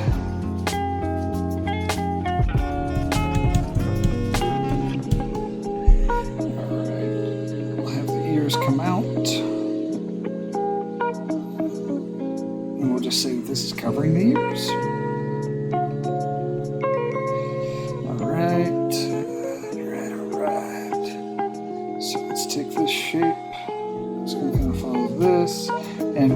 Outside again, we're gonna break that line,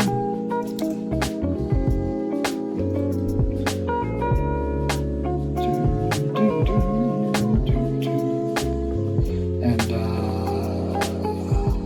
I kind of like the idea of having like this is kind of a stitch line. I don't know why I like that, but I like it. I kind of like it coming down here maybe for a stitch too. That's fun.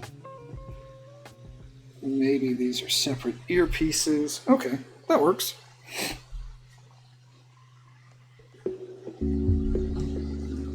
Alright. And now we've got like his neck. Alright. So, we got this muscle that typically connects down to here. Now, what kind of outfit should this guy have? I mean, Luchadors get super flashy, but what is this guy gonna be? What's he gonna have? I like the idea of him having... You know what? I am going to, super quick, because I did not have this planned out, let us look at some quick Luchador reference. You know, they really do typically have like these full face masks where they've got like the nose out and the face out.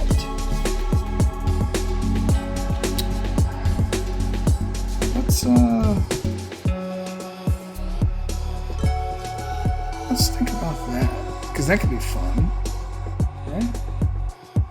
So let's come back into this.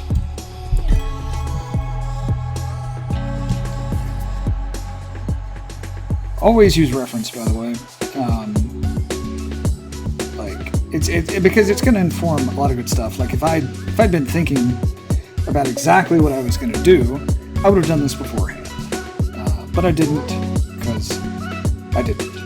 Okay, so we're going to have this cut out for the nose, and then maybe we have another cutout for this, which means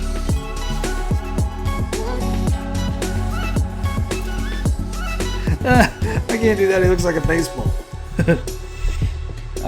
And they do have some patterning stuff that they'll do with these. Like, it's very possible that this would be its own color. Maybe something like that. That's fun. I like that. That's fun. Oh, and some of these guys have like the capes and stuff. Oh, I love a good cape. Capes are fun. Some of them also have like the wrestling onesies.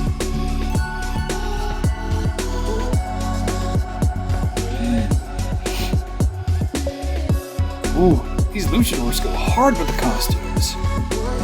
I knew it because I've drawn luchadors before, but I kind of always forget how flashy and like how much about the fashion it is. Let's see here. Oh, that's right. Okay, so first off, we've got to have like the big old knee pad things. Like, this is just a must.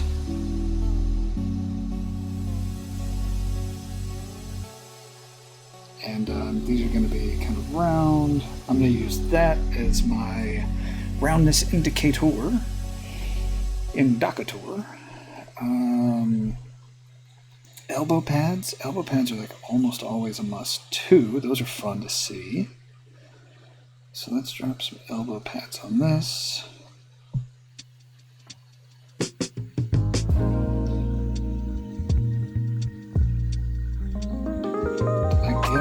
I think we're gonna have to do the gloves too. Lucha gloves. So remember, we didn't quite get this.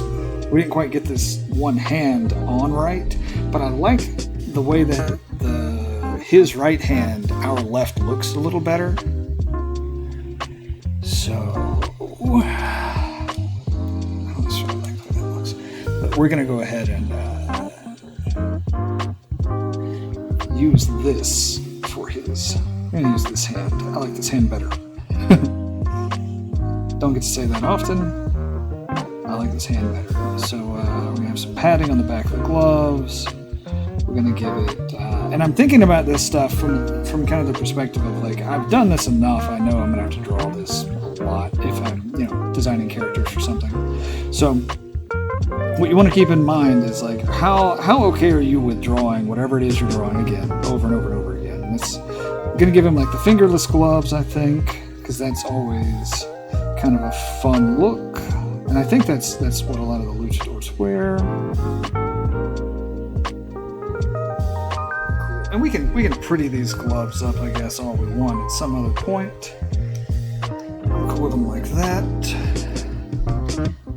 Should he have like the big waist belt? I mean, it sounds like fun, right? Let's see how it looks.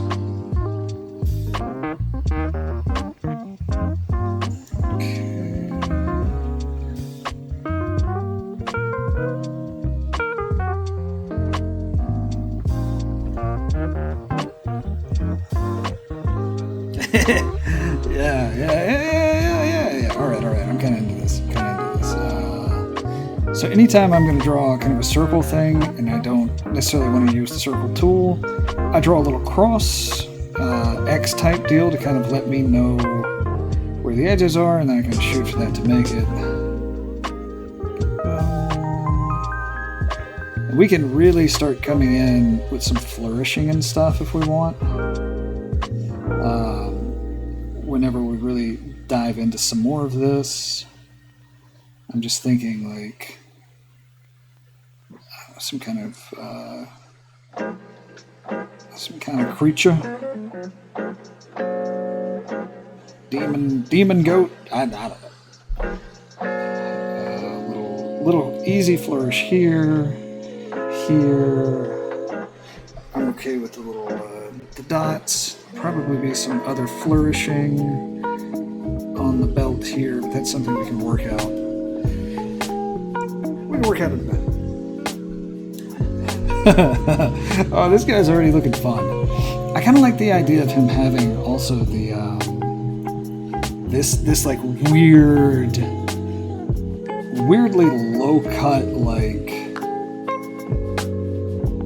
singlet, I guess.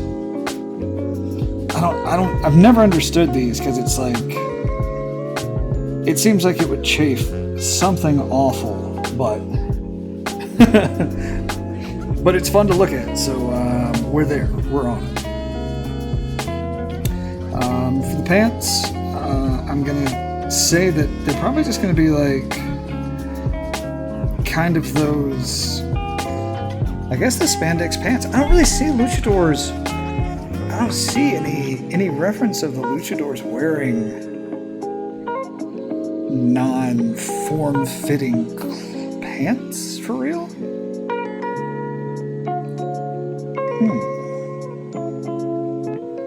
All right, that's fine.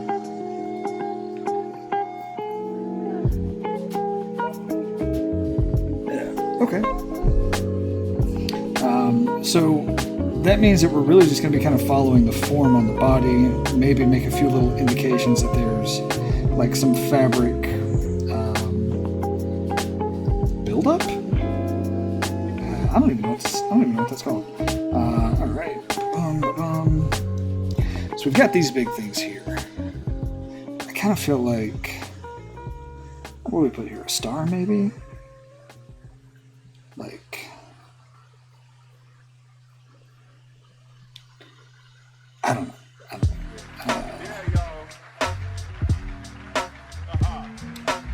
Maybe we'll actually repeat that little pattern he's got on the top of his helmet, or not his helmet, his face mask.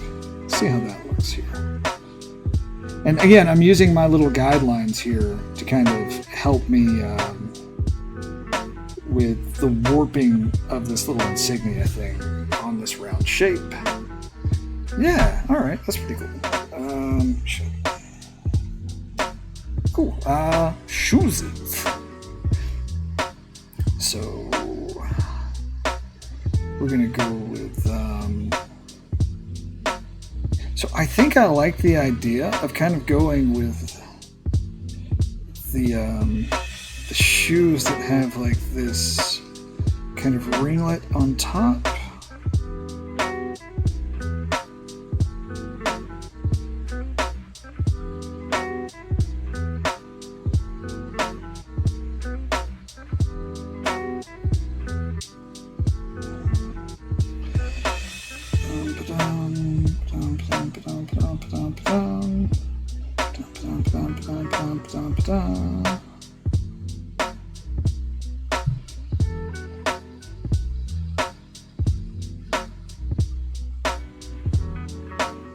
Yeah. All right. Luchador. That is absolutely not anything. What I just said was nothing.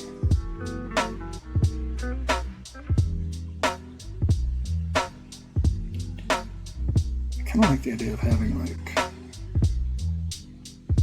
like them thickum shoes.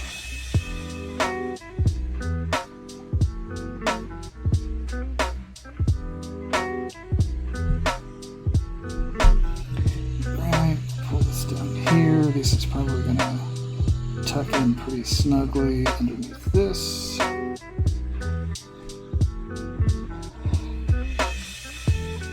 Yeah, all right. And so now we can actually think about some flourishing here. I mean, this is a pretty basic looking outfit. That's okay. I kind of like the idea of following that theme. Say it's a theme. Like the way we did the mask and we kind of had like the stitching. I like the idea of this having a little bit of stitching like that.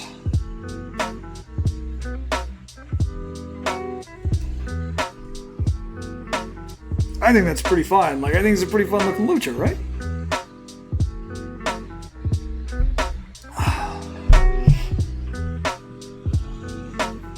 Cool. All right, and now just going to solidify out some of this underlying anatomy from the sketch, from like that first pass. I mean, this is still rough, right? It's still really rough, but that's okay. And that's another thing. When you're doing a character or something like this, it's all right for it to start out rough, and for you to start defining it out as you go, because what's going to end up happening is the more you draw this thing, whatever that thing is, you're going to get more comfortable drawing it. You're going to kind of figure out your shorthand for it. And the character is going to change a bit. And I say that just... It's kind of different if you're working on an animated thing where the consistency is super important throughout. But generally, you're working on that for, I want to say, a relatively short period of time. As in, like... You're probably not going to be doing a multi-year run like of this character if you're animating. It's a bit different if you're thinking about this from like a comic book standpoint. You are going to be drawing this character over and over and over again. You are going to build up some shorthand for the character. The character's design is going to evolve. Not because you necessarily want it to, but because that's kind of how we work, right? We're going to get a little better. We're going to figure out a solution that's a little better for the way we do a nose, for the way we do a hand, for the way we do an eye or whatever. That's just style, and that's fine for that to not it's fine for something to not be completely the same all the way through. I mean, you can look at any comic book artist and you will see over the course of a run, their art will change a bit. It's super apparent in manga, like use Bleach. Like, go look at Tite Kubo. Look at his like early Bleach stuff and look at the current Bleach stuff. His style has grown and evolved and changed so much. And realistically, I think it's because the way he does stuff now lends itself so much better to the production of the product. Probably helps with his sanity a bit too. Okay, so if we come over here and we click this off, you can see now we've got kind of a lucha dude going on. You can also see where there's some stuff missing. So let's come in here and just add a little bit of line. We can turn this off. We can see some more places where we didn't finish up the line. I should probably just drop the opacity way down, but this works too. All right, and so now you've got that. So now, same process as when we drew this guy's back. What we're going to do is we're just going to turn off this like basic sketch type thing because we don't need that now. We are going to drop the opacity down on this. We're going to turn the back on. You know, I had another way of doing this. I can't remember what it was now. Oh, right. Here's a fun thing. So if you're overlaying like this and you've got more complicated shapes going on and everything, it's going to get kind of muddy, kind of hard to see. Check this out. What we can do, you can pixel lock the layer. So you click the layer, and you come up here to this little thing right here. It says lock transparent pixels. And what this is going to do is it's going to, I'll show you. Right now, I used black to draw this. But what I want to do is, let's say I want to make this red. So what I can do is I can either use the fill tool after I've selected my red. I use the hotkey Alt-Delete, and it's going to turn it red. That is an annoying color of red, so we're going to make it a little darker.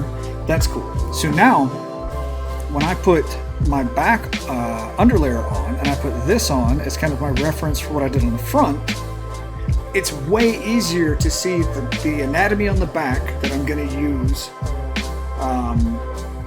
And I can still see those choices I made on the front for the costume. So, yeah. I knew I had a better way. I just couldn't remember what it was. So now we're going to come in here. That's the back layer. So we're going to make a new layer in this same folder. And I think I'm going to drop the opacity down on the anatomy just a little bit. That works. All right, so this is the back of our character. We know it's the back of our character. This is the back of our head. So looking at the anatomy, you can see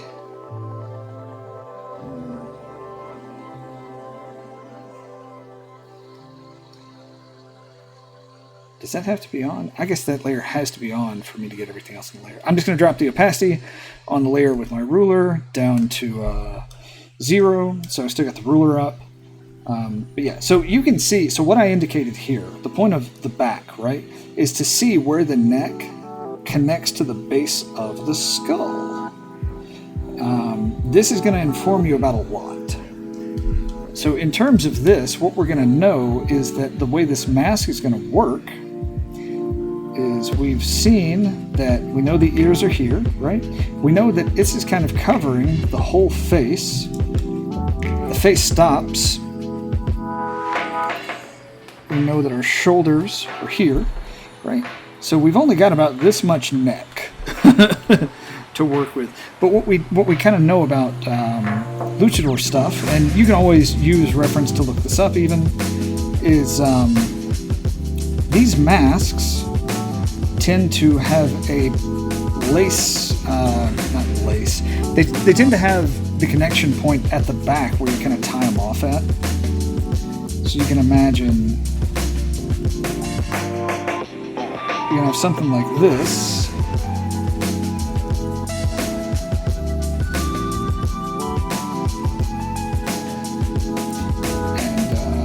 so this is the back of your guy. Back of his head. I put a little indicator here so that I kind of have an idea of the form there. The ears here. So we can, looking at the front of this, we can tell that the little wings over his eyes broke this plane, so we're going to see those from the back here too. We also see that you can still see his mustache, so we're going to see that from the back. Now we're running into some tangents here because Andy's a dum-dum. So, right, so this needs to not intersect specifically with places that other lines intersect. All right, and that's like the ease with which we just did that is like part of the glory of this process, in my opinion. All right, we don't necessarily have to put a ton of anatomical information in here. You put as much or as little as you want. It's all fine.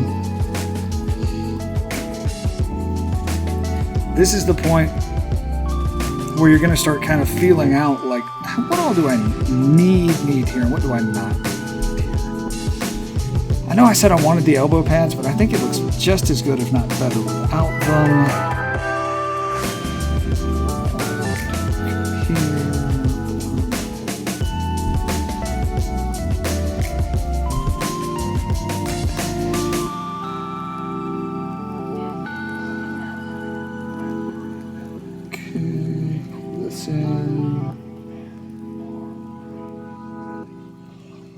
Red Bull, you know, gives you wings.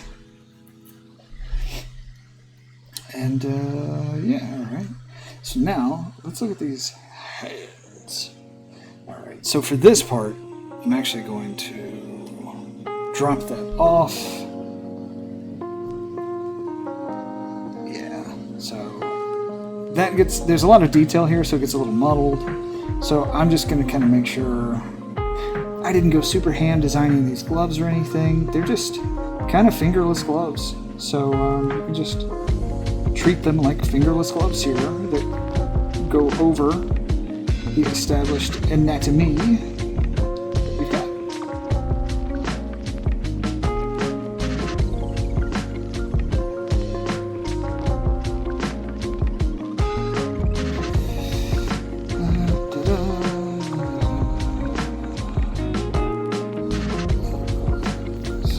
Sideways here,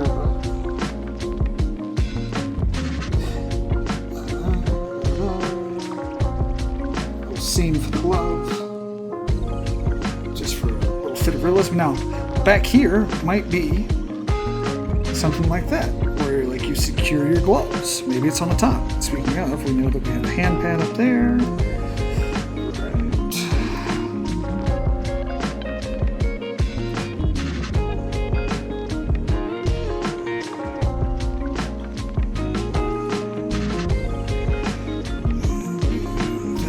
There. Let's see. This is connected up to that. Alright. Okay, now we're going to turn this back on because belt. Now the belt, we know that it comes out here. This, now it's probably actually going to do something similar to this in the back.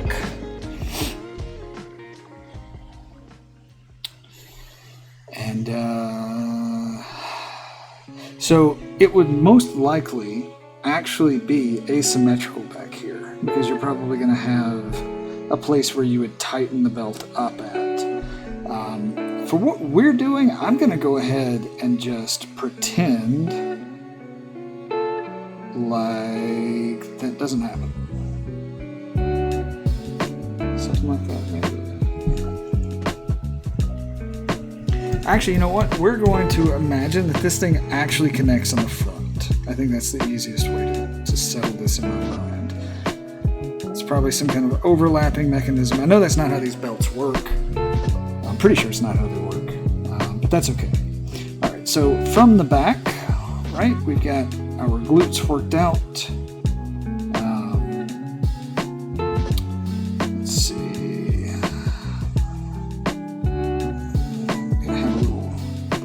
here. Most clothing actually has a seam that runs here, but it always looks weird when you draw it. So I'm gonna put it there for a second, and if when I finish up and like look at it again, I might take that off. I might not like that. All right, so because we have those big knee things, you're going to need a strap of some sort. That strap is probably going to look something like this.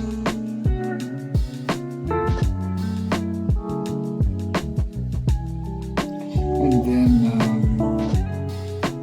we're going to be able to see the knee pads from this side. Maybe we'll see a little bit from this side, but definitely going to be able to see it like from here, I think.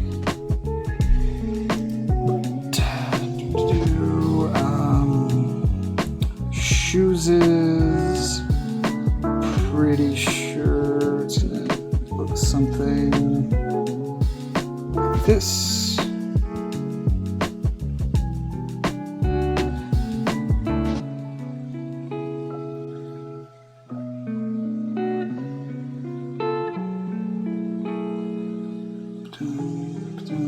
There's not going to be a whole lot back here. Maybe we add like a seam to the back. And right, so we're going to have soles on the shoes. Shoes are going to, in some, I didn't really give room. Like, I made a physical heel and not a shoe heel on the initial sketch, but for some reason my brain just jumped straight to a shoe toe, which it does sometimes because my brain doesn't like to do things in any kind of a normal way. Put this up here.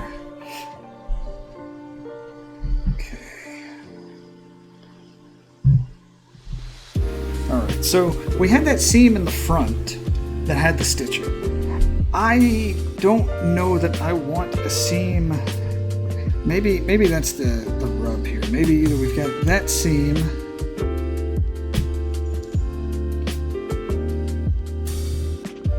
maybe it's one or the other, right? So we could theoretically have that same kind of a seam, but man, wouldn't this be irritating as hell to have like a stitch seam run down your ass and then down the back of your leg? Is there even a reason to have two seams like that? Because I think if you're gonna, I don't know. Maybe it depends on how we decide to color this, which is something that I'm kind of thinking about as we go. I'm kind of not. There's also some other stuff I would love to do here, but it would be kind of impractical as far as the design goes. So this stuff, we're gonna let this singlet is going to come to about here, I think.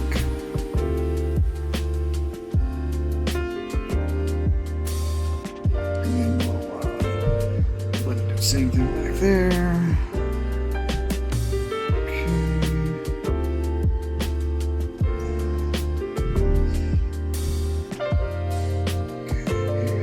I'm personally getting a little confused. So we can just turn this off now. Connect to this.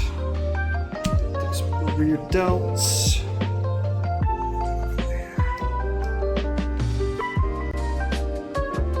Alright, I think we've got his back decently done.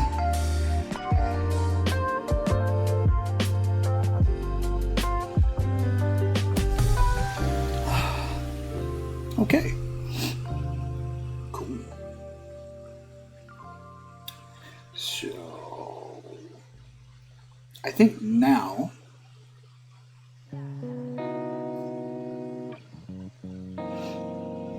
alright, I think here what I want to do is kind of bounce over. Yeah, we're going to bounce over to this one, to the 3/4 view. We're going to do that because I'm going to turn this off.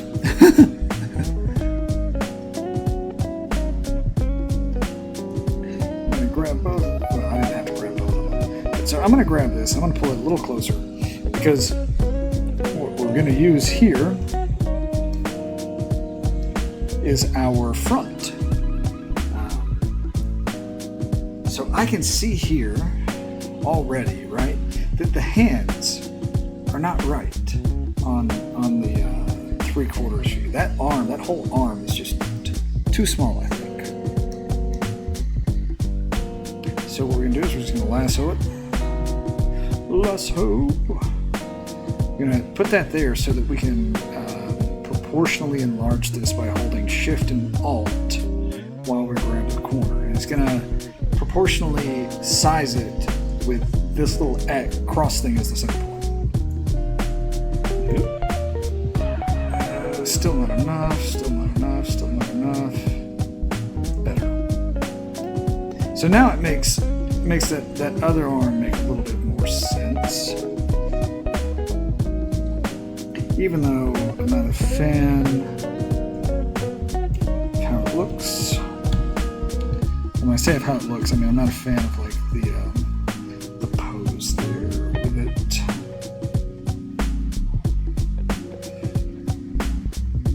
I think it needs to be turned a little bit here.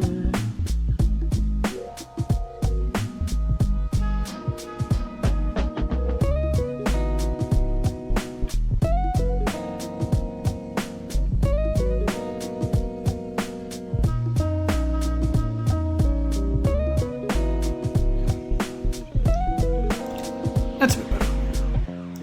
It's a bit more of the proportions I was looking for. And I still think, I think just because this guy's got ridiculously big delts, we have to move that up just a bit. That's, yeah.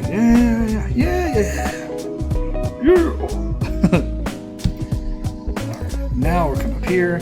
Now we're gonna do the same thing we've been doing, but we're gonna have this kind of reference here. So the eyes are gonna eye. Gonna be kind of midpoint here. We're gonna follow this ridge down. An eye ridge for the eyebrow area. Eyes are gonna eye here. This where the eyes are is typically where the bridge of the nose is going to be.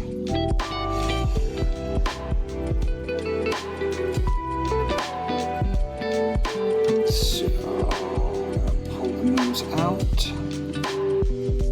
Somewhere around here, I think. That looks about right. And then we're going to have our mask.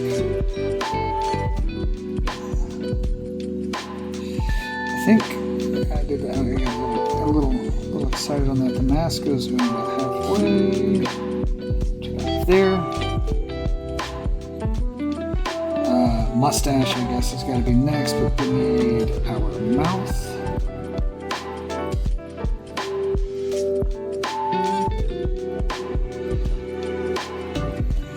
Yes. All right. Now for the mustache. Mustache.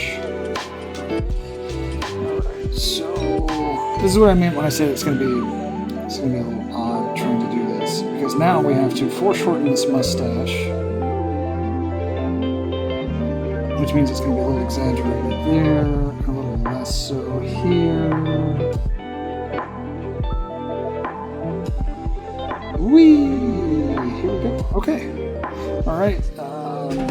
Teeth.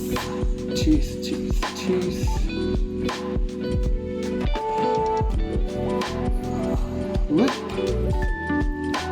and then the mask. I think that's something like this. Yeah.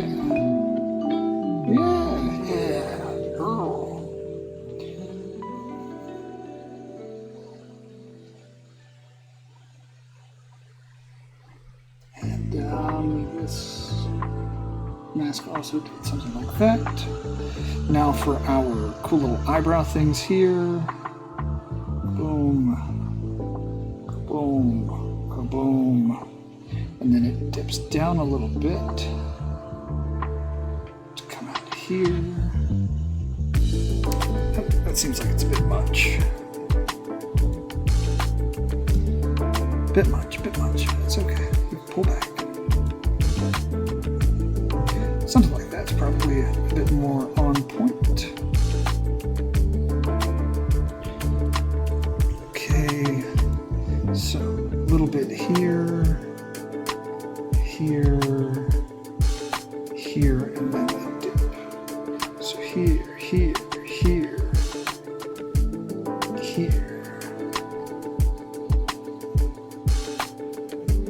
So off the top.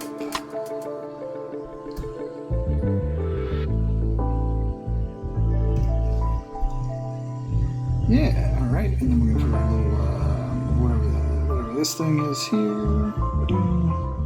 We can follow our skull. Go a little bit over our skull because there's meat and stuff on top of it. Meat and potatoes. Pull this down here. That's right. You got little stitches here.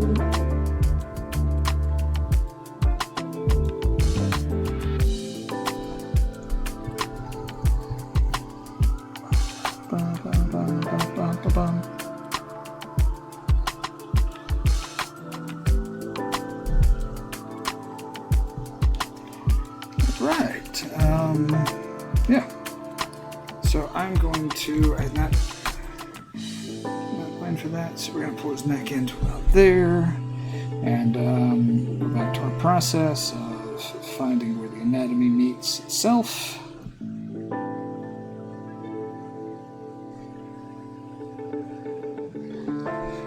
I'm going to say the next thing we probably need to do is let's try the shirt. So from here, looking at this, we get to see the top of this ab and about the bottom of this one. Let's try done.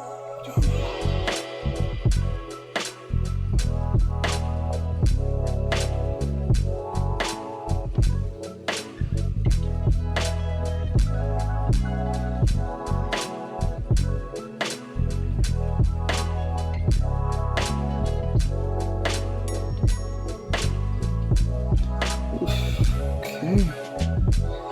I bet this guy's nipples hurt. But that's the price we pay for fashion, I guess, right? It's the kind of thing my wife says.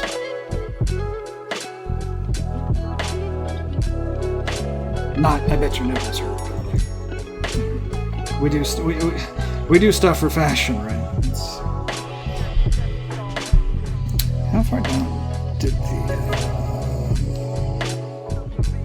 oof, that went way deep here. Okay. So this probably does need to come down like here. Okay.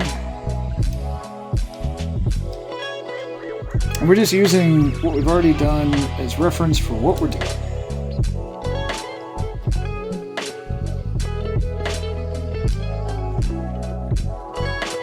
Now for the belt. The belt looks like we had one full ab, and then it met kind of top of this ab. And somewhere around here maybe? Seems about right. And it went the width. So this outer part was like the width of the ab.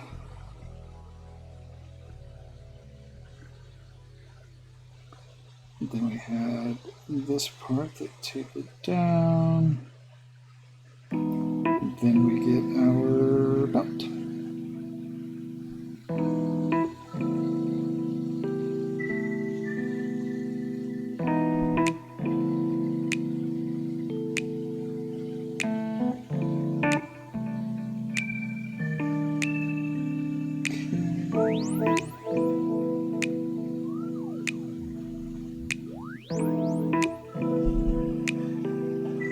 This in. Oh.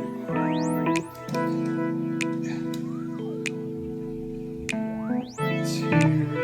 One.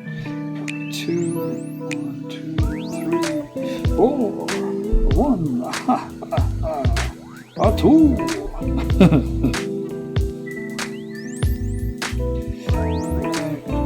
Symbol here.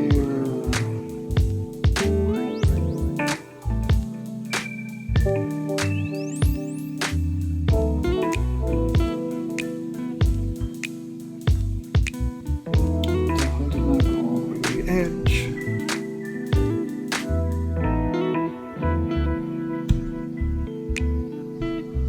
Okay.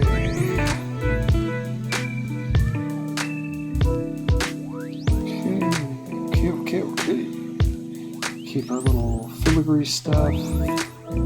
See where close to where it needs to go.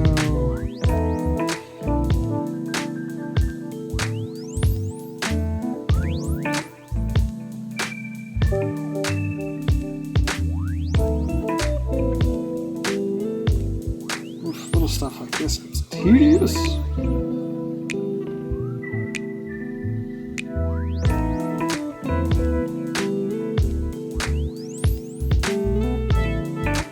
That's okay. Alright, belt filigrees, pedigrees, whatever.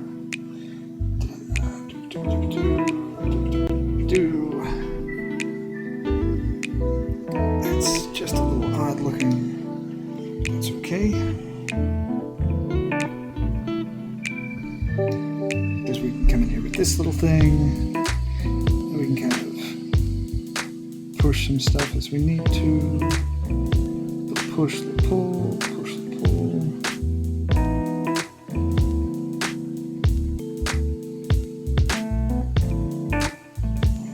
Alright, that's close enough.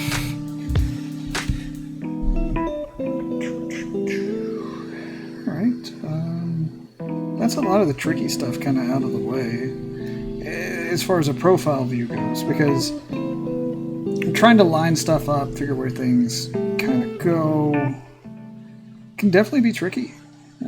Even if you've got a really solid grasp on anatomy, sometimes it's like a different, like there are just some angles that are just horrific because it's not like the human body is made out of flat plates. You can break it down into similar things conceptually, but there does come a point when you get into kind of uncanny valley territory where it's like, yeah, I can see what you're going for, but my brain just doesn't like it.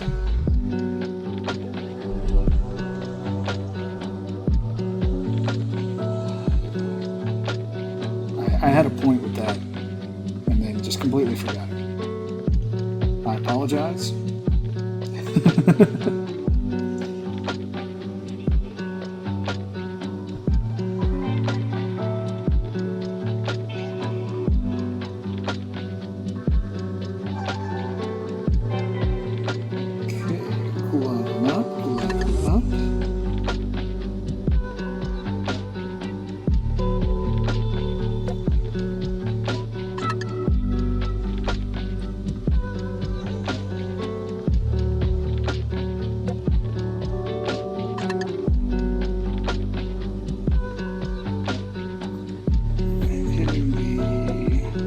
Those front delts. No, you needed the front delts.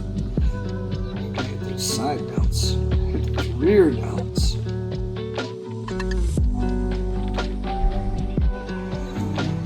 Okay, gloves. Remember, he's got the pad on the back of his hand. I think we had something going on for knuckle pieces.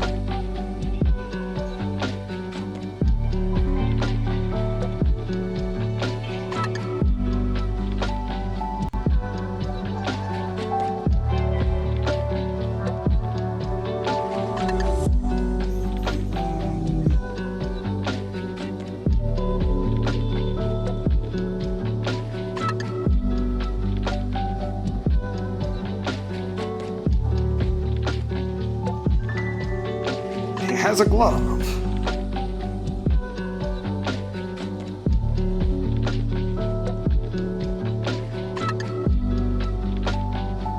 Now we'll glove up the other hand.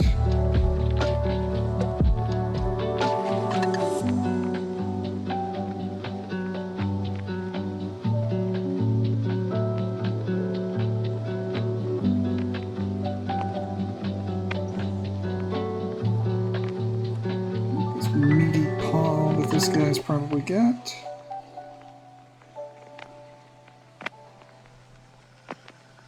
Okay.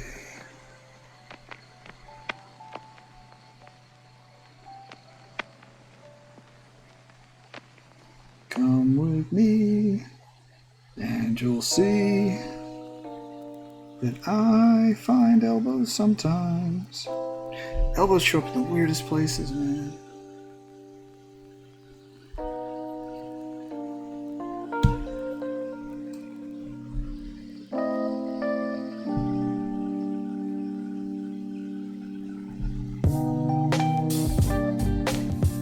Alright, that's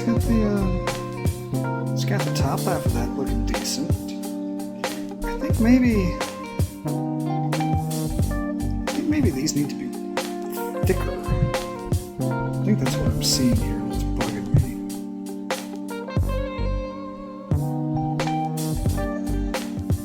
Let's compare it to the size of the eye. Yeah, so it's about the size of the eye hole in the mask.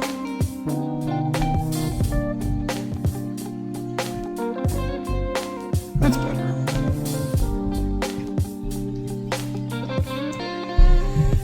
Alright, now, these weird knee pads, these rounded knee pads, right?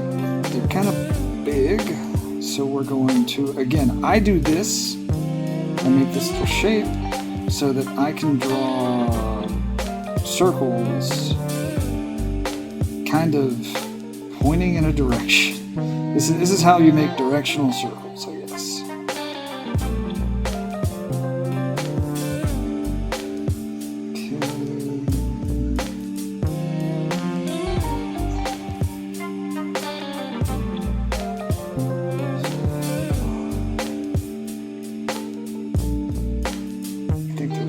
I think that seems right. I think so. Right, boots. It's kind of the same thing, right? Like we've got this kind of midline here that we can almost use as reference for the stitch line. And we know that this thing is falling kind of dead in between those. And we know that this is wrapping around. And again, 3/4 is where like your good front and side designs really get tested. But that's kind of the point of all this. It's like you want to be able to use these references when you're drawing weird angles for a character. Like if you were actually doing a wrestling comic, you would want to be able to know what your character looked like from all these crazy angles that you might be drawing them from, and like what's visible, what's not visible, that kind of stuff. That's the entire point of these turnarounds. Now I made his feet a little flat on this, but it's okay. We can add in some of this fun foliage.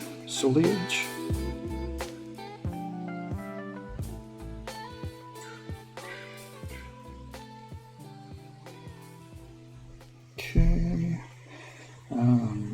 And since we're here, I'll just go ahead and do this. Go ahead and do. So you're going to be able to see a little bit of the strap from the knee pad now, right?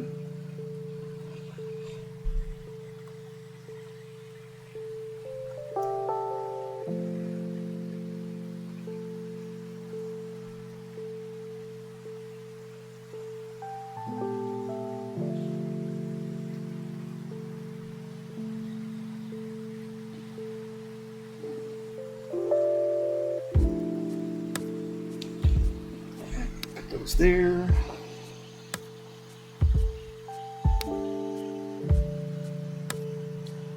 The glutes. Again, we'll kind of use that. Get some anatomy in there. Stitch, stitch, stitch, stitch, stitch, stitch, stitch, stitch, stitch. Oh, we're back to this.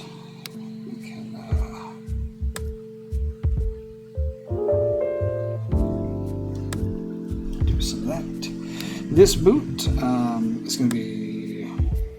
Okay, so this leg is kind of longer and a little bit further down. So I'm going to start the boot just a little bit further down, because that's right, that's where it should be.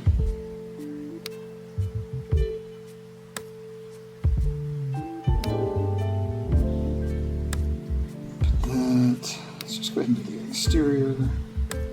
The exterior of the boot. Pull this in, pull this down.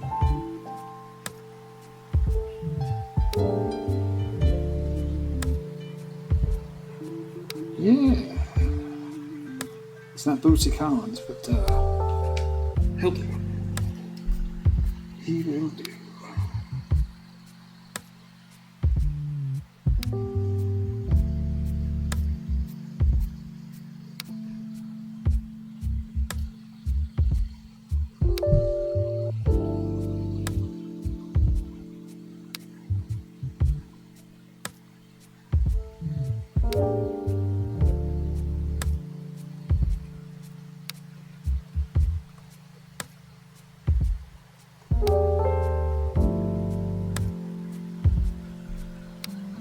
Yeah, all right, we're getting there. Cooking with gas, cooking with gas. I think we can say that like the hardest part of this process is kind of out of the way.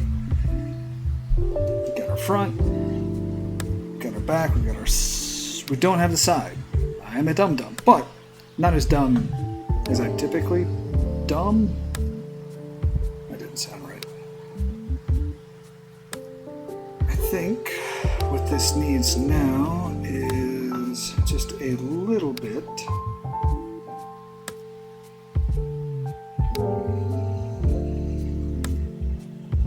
what this needs is to have nothing out here. Okay, now let's try this again. So I think what I'm going to do is I'm going to make this just a little bit bigger, split the difference between where the feet would be at a turned angle, where they're not. Let's see, yeah, he just needs to be just a little bit taller anyway. Yeah, I think that'll do it. Come on, I'm clicking OK.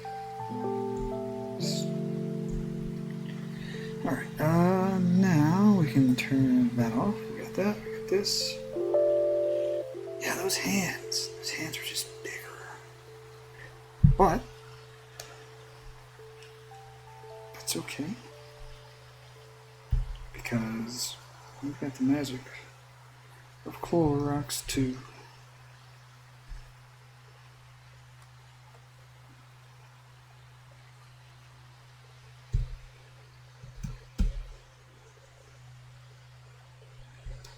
Okay, yeah, that kind of makes sense for these to just be just a little bit bigger hand.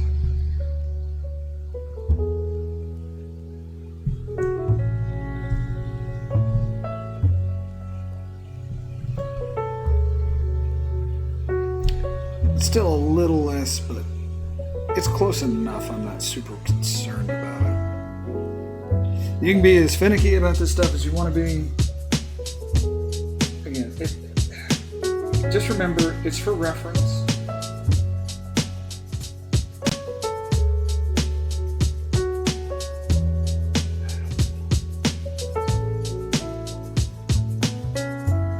So it's for reference, right? If you're doing a job, you know what the job's for, know what the reference is for, all that stuff. But don't kill yourself needlessly on stuff you don't need to kill yourself on. Don't stress yourself out about stuff you don't need to stress yourself out about, you know? I'm sure we've all got plenty of stuff we have to stress about.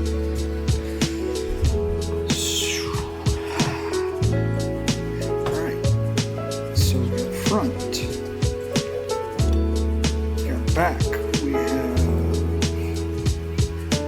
right. So the reason I did it like this, there is a method to my madness on this, is because I want to have a good front view, which 3/4 seems pretty close to a front view. It's close enough that I get all the detail that's on the front. I've got the why does he just look too small? It looked too small.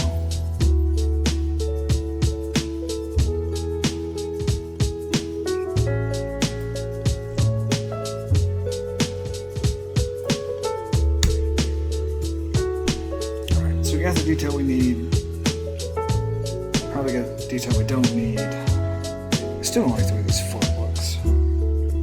You son of a bitch.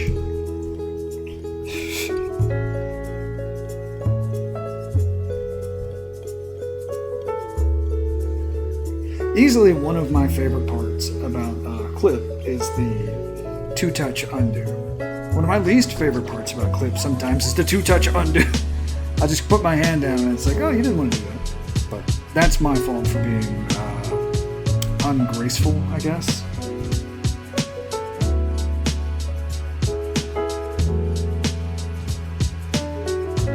Alright, now let's do this profile.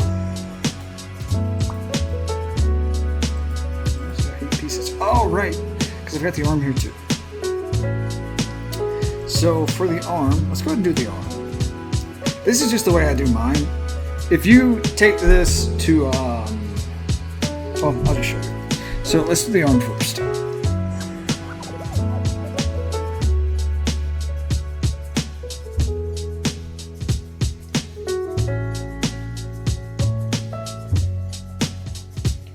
right, we'll leave the arm where it's at, so that we can do the kind of the connection points here. So what I'm going to do, got a new layer. It's at 100%. Everything else is less. We know that we've got our glove here, so we're just going to go ahead and jump on this glove. We know that there is a pad on the back. We know that we've got our little things for the hand.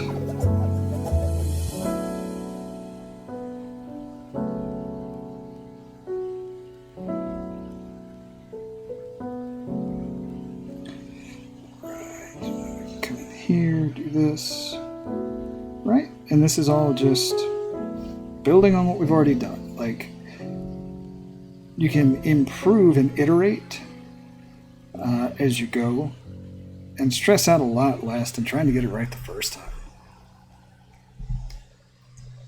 Some people can get it right the first time and do, and like that's part of their deal. It's just, you know, they're that good. But for the rest of us mere mortals, iteration is key.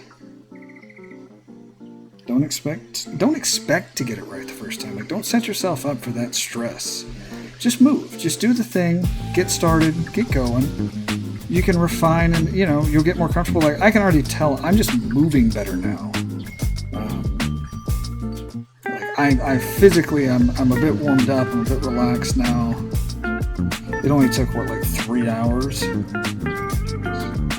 But realistically, what's happened is I've gotten a little bit tired. And in that tiredness, I've started making decisions that make my life a little easier, that are a little less difficult for me to handle. And welcome to how you get an art style. Do it enough that you get tired and you start shortcutting.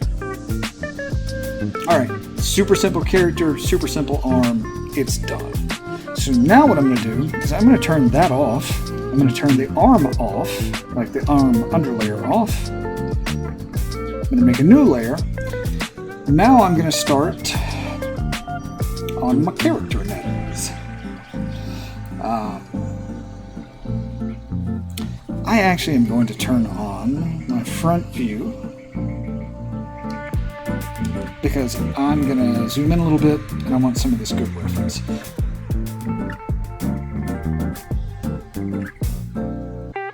If you really, really, really want to be precise, this is the point where we can come back to this layer, I think. Yeah, so if we come back to this layer and we think of this layer as a reference point, what you can do is you can take this and just draw a line to the top of the head. You can draw a line to the bottom of the nose. You can draw a line to where the mask stops on the nose.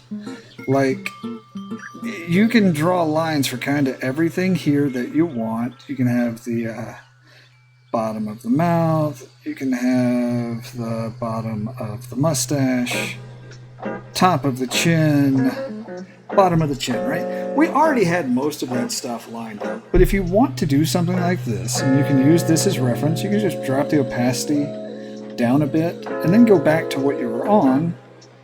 And now I know that, like, the top... You motherfucker!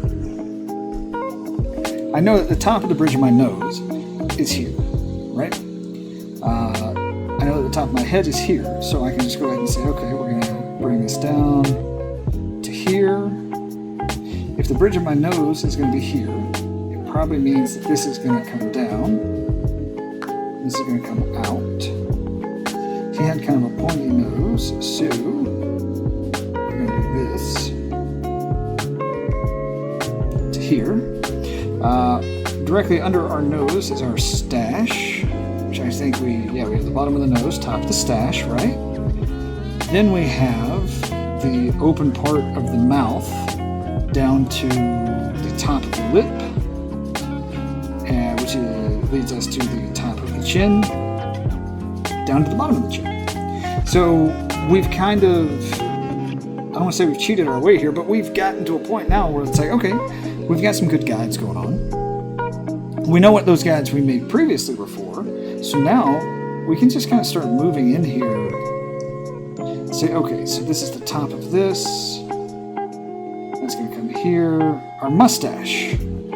It dips to about half of the mouth, maybe a little bit more, and then it curls back up.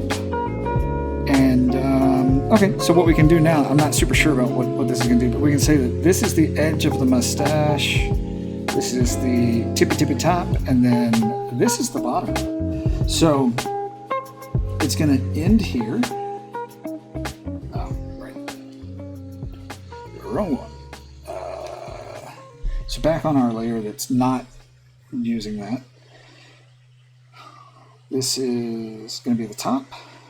This is going to be where it curls. If this is the top and this is where it curls, then we know kind of how the mustache is set up. And there you go. You got your mustache here. Is it curly? So now we're going to go, let's just go ahead and go to the eyes.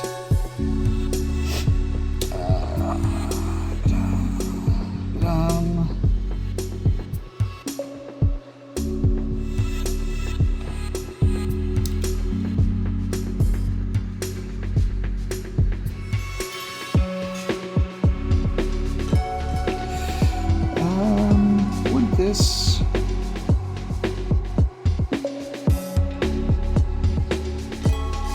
I guess it's going to be about here. That's about halfway to the nose, so it's going to be about there. Okay, now this comes up, dips, comes up to here. Mouth. It does what mouths do.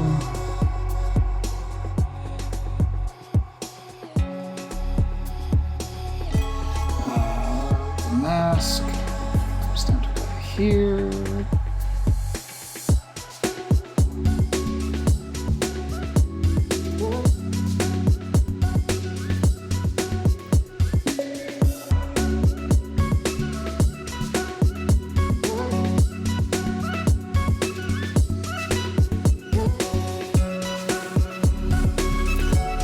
I think that's a bit too high. So let's see. Where's the edge of this at? Oof, yeah. And this, yeah.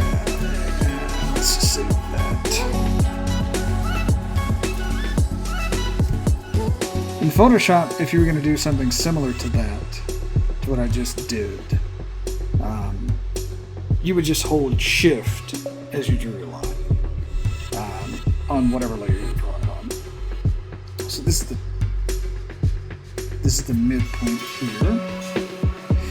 This is where this goes. This is definitely coming here. If this is the midpoint, then this is probably going to be close to that.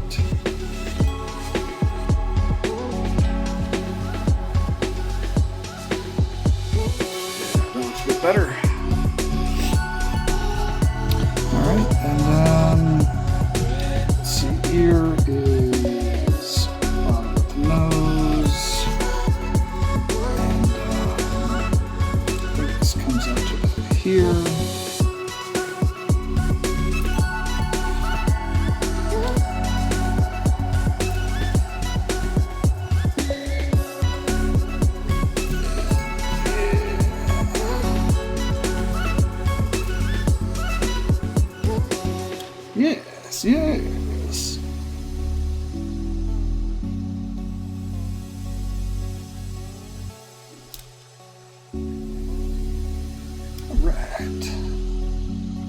Now this is just a little guide for me.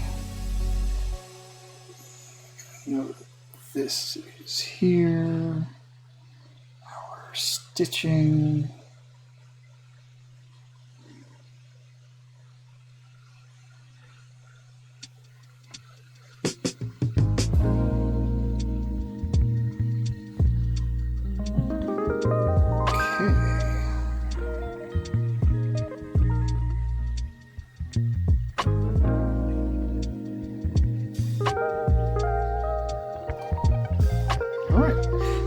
Complicated face is done.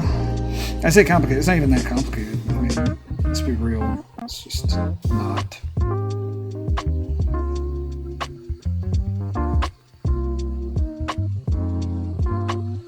Again, we're going to leave this kind of space here for the arm to overlap. The reason we're doing that is because we kind of want to see some of the stuff we can't see right now.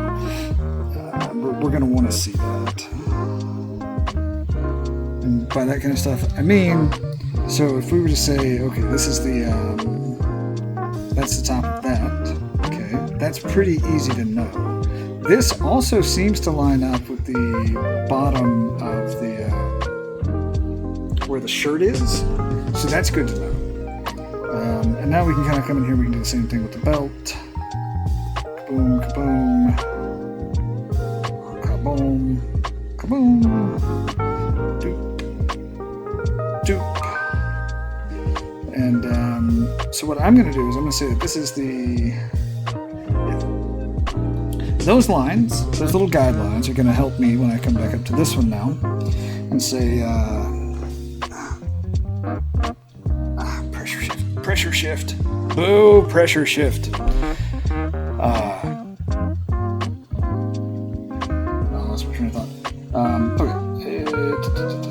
Right, so again, like we kind of had this one ab, and then we had almost at the top of this other ab, our belt. I'm going to go ahead and do the belt. So if we look at where this lines up here, we're going to see that it's kind of outside the abs. This first layer kind of follows the ab line. This one kind of goes a bit outside of it. So what we can do is we can say if our abs end here, and this is the top where that ends, and we can kind of pull this back, and then we can drop this down. This is the bottom of that, and then it's going to come back up to about here. And again, these pull, this is going to pull down to about there. It's going to pull down to about there. Sweet.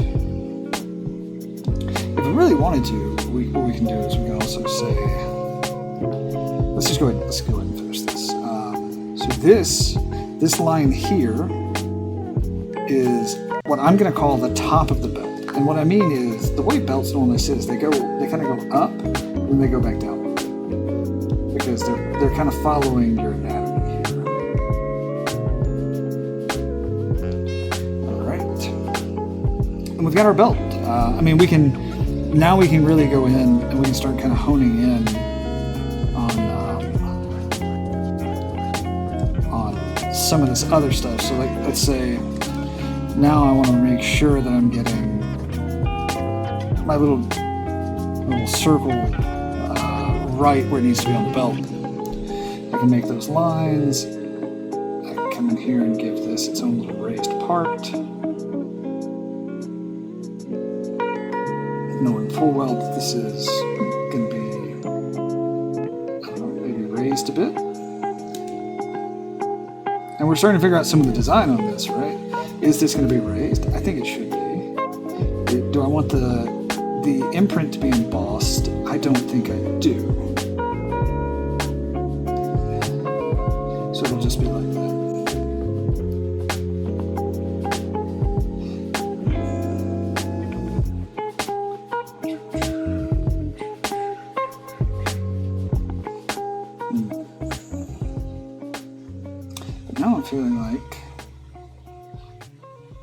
this needs to cover more space because of what I'm seeing. Yeah, it's going to have to cover more space in here. So it's going to be a like more of a wrapped around type disc, I guess.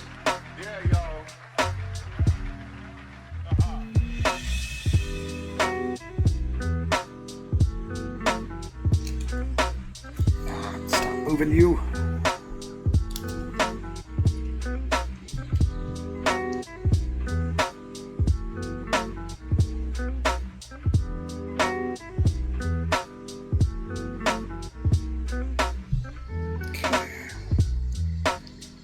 And these are just ways that you can solve some of the problems you have when you're making this stuff.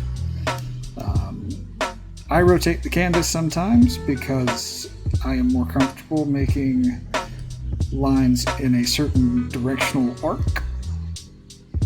Fight me. No, don't fight me. I'm fragile.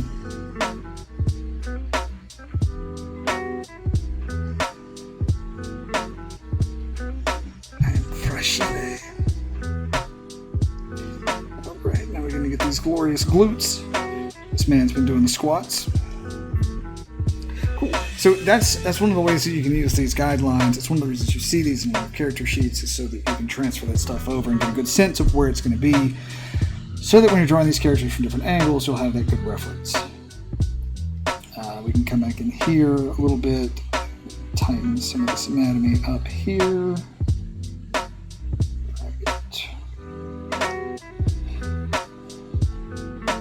I say tighten up like I'm doing anything special here.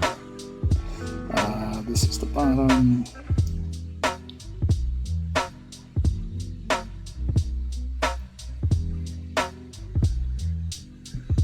So again, this line is actually going to be where this is going to decide to come back up and around.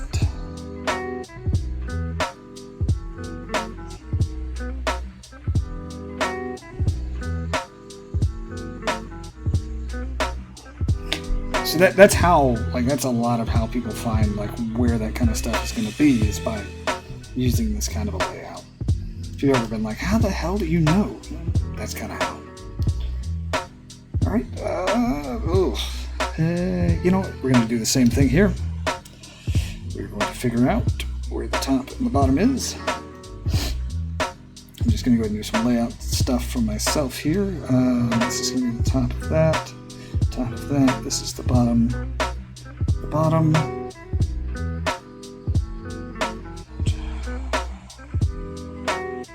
About there. Alright, let's go ahead and do our knee pads. They big. That's okay.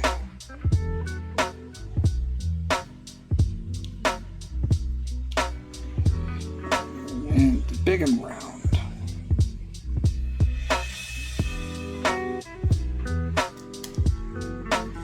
Remember what knee pads are for, dum-dum. Gotta protect the knee. Alright, so we're gonna do this. We're gonna do this. We're gonna do this.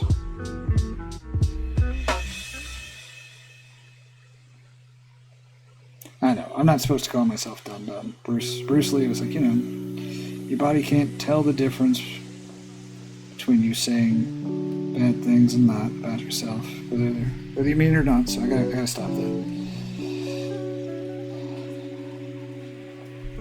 I think he also said to drink more water. No, it's be like water. Be like water. I'd rather drink more water though.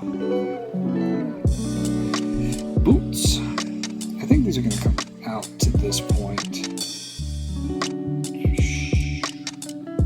I think you can see them like that. They're going to drop down and then wrap under. Yeah.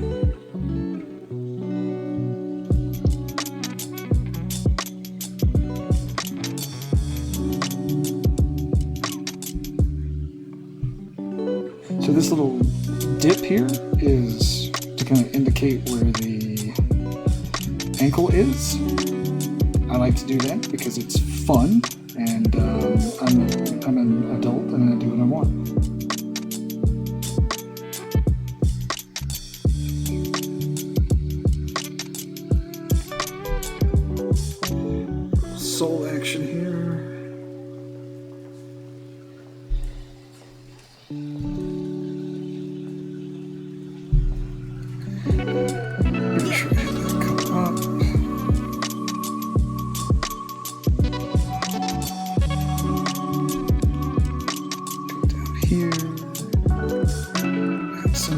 this. Yeah.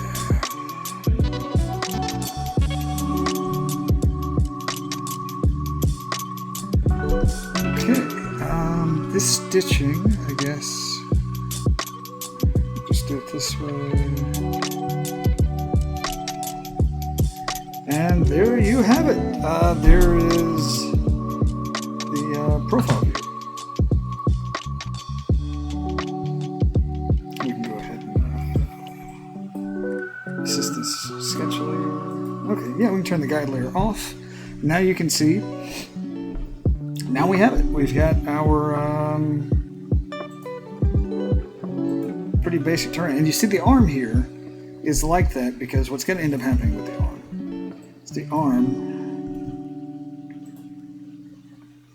arm is going to actually move over to like here so that you can see all of what's underneath it for your reference. Having covered up reference doesn't help. If you have a character with a cape and you're doing a turnaround, draw like the connection points for the cape and maybe do like draw everything without the cape because you can always make another layer with the cape on to see how it's going to work. But you need the reference for the stuff under the cape for when they're moving and the cape is billowing and all that stuff.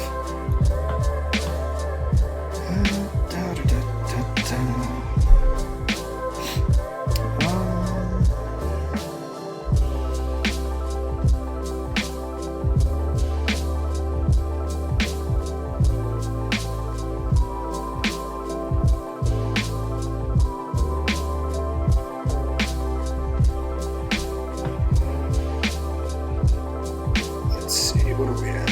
Almost 3 hours? Yeah, that's probably good.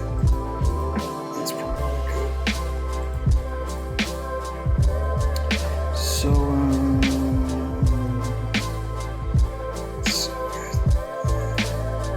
alright, so now what I'll do is I will grab this, move this outside of that, and then grab this as well.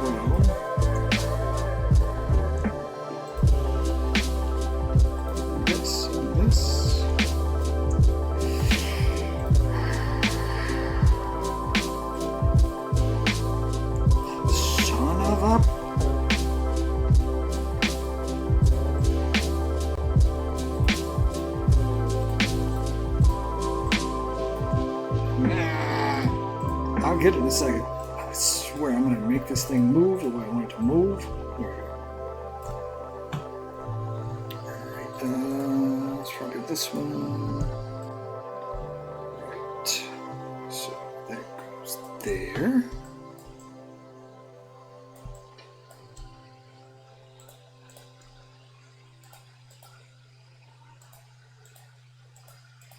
Alright, so we're going to move these two just a bit more. Yeah. And there you have it. There is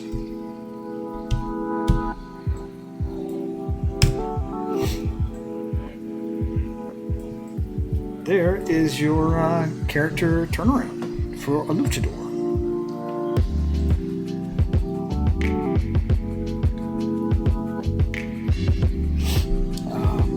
This is just like the sketchy line stuff, but this is how I do this kind of thing. And then you can take this kind of a model and you can kind of do whatever you want to with it. You can come in here, you can throw color down on it if you want to and all that good stuff too. I pretty much used a lot of the same tricks for coloring. I put the symmetry ruler on and just go ham.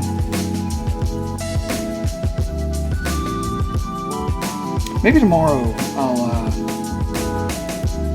I'll do some more of this. We'll throw some color on this at some point. Kind of dig into it. This was fun. I hope you learned something. Maybe picked up a trick or two, just something about how to make your workflow easier. Maybe I answered a question about why a thing is the way the thing is. I don't know. But either way, thanks, and Have a good one. If anybody out there is interested in doing this kind of stuff, I actually have a book on Amazon. It's like a workbook for this kind of stuff, for character turnarounds. It actually comes with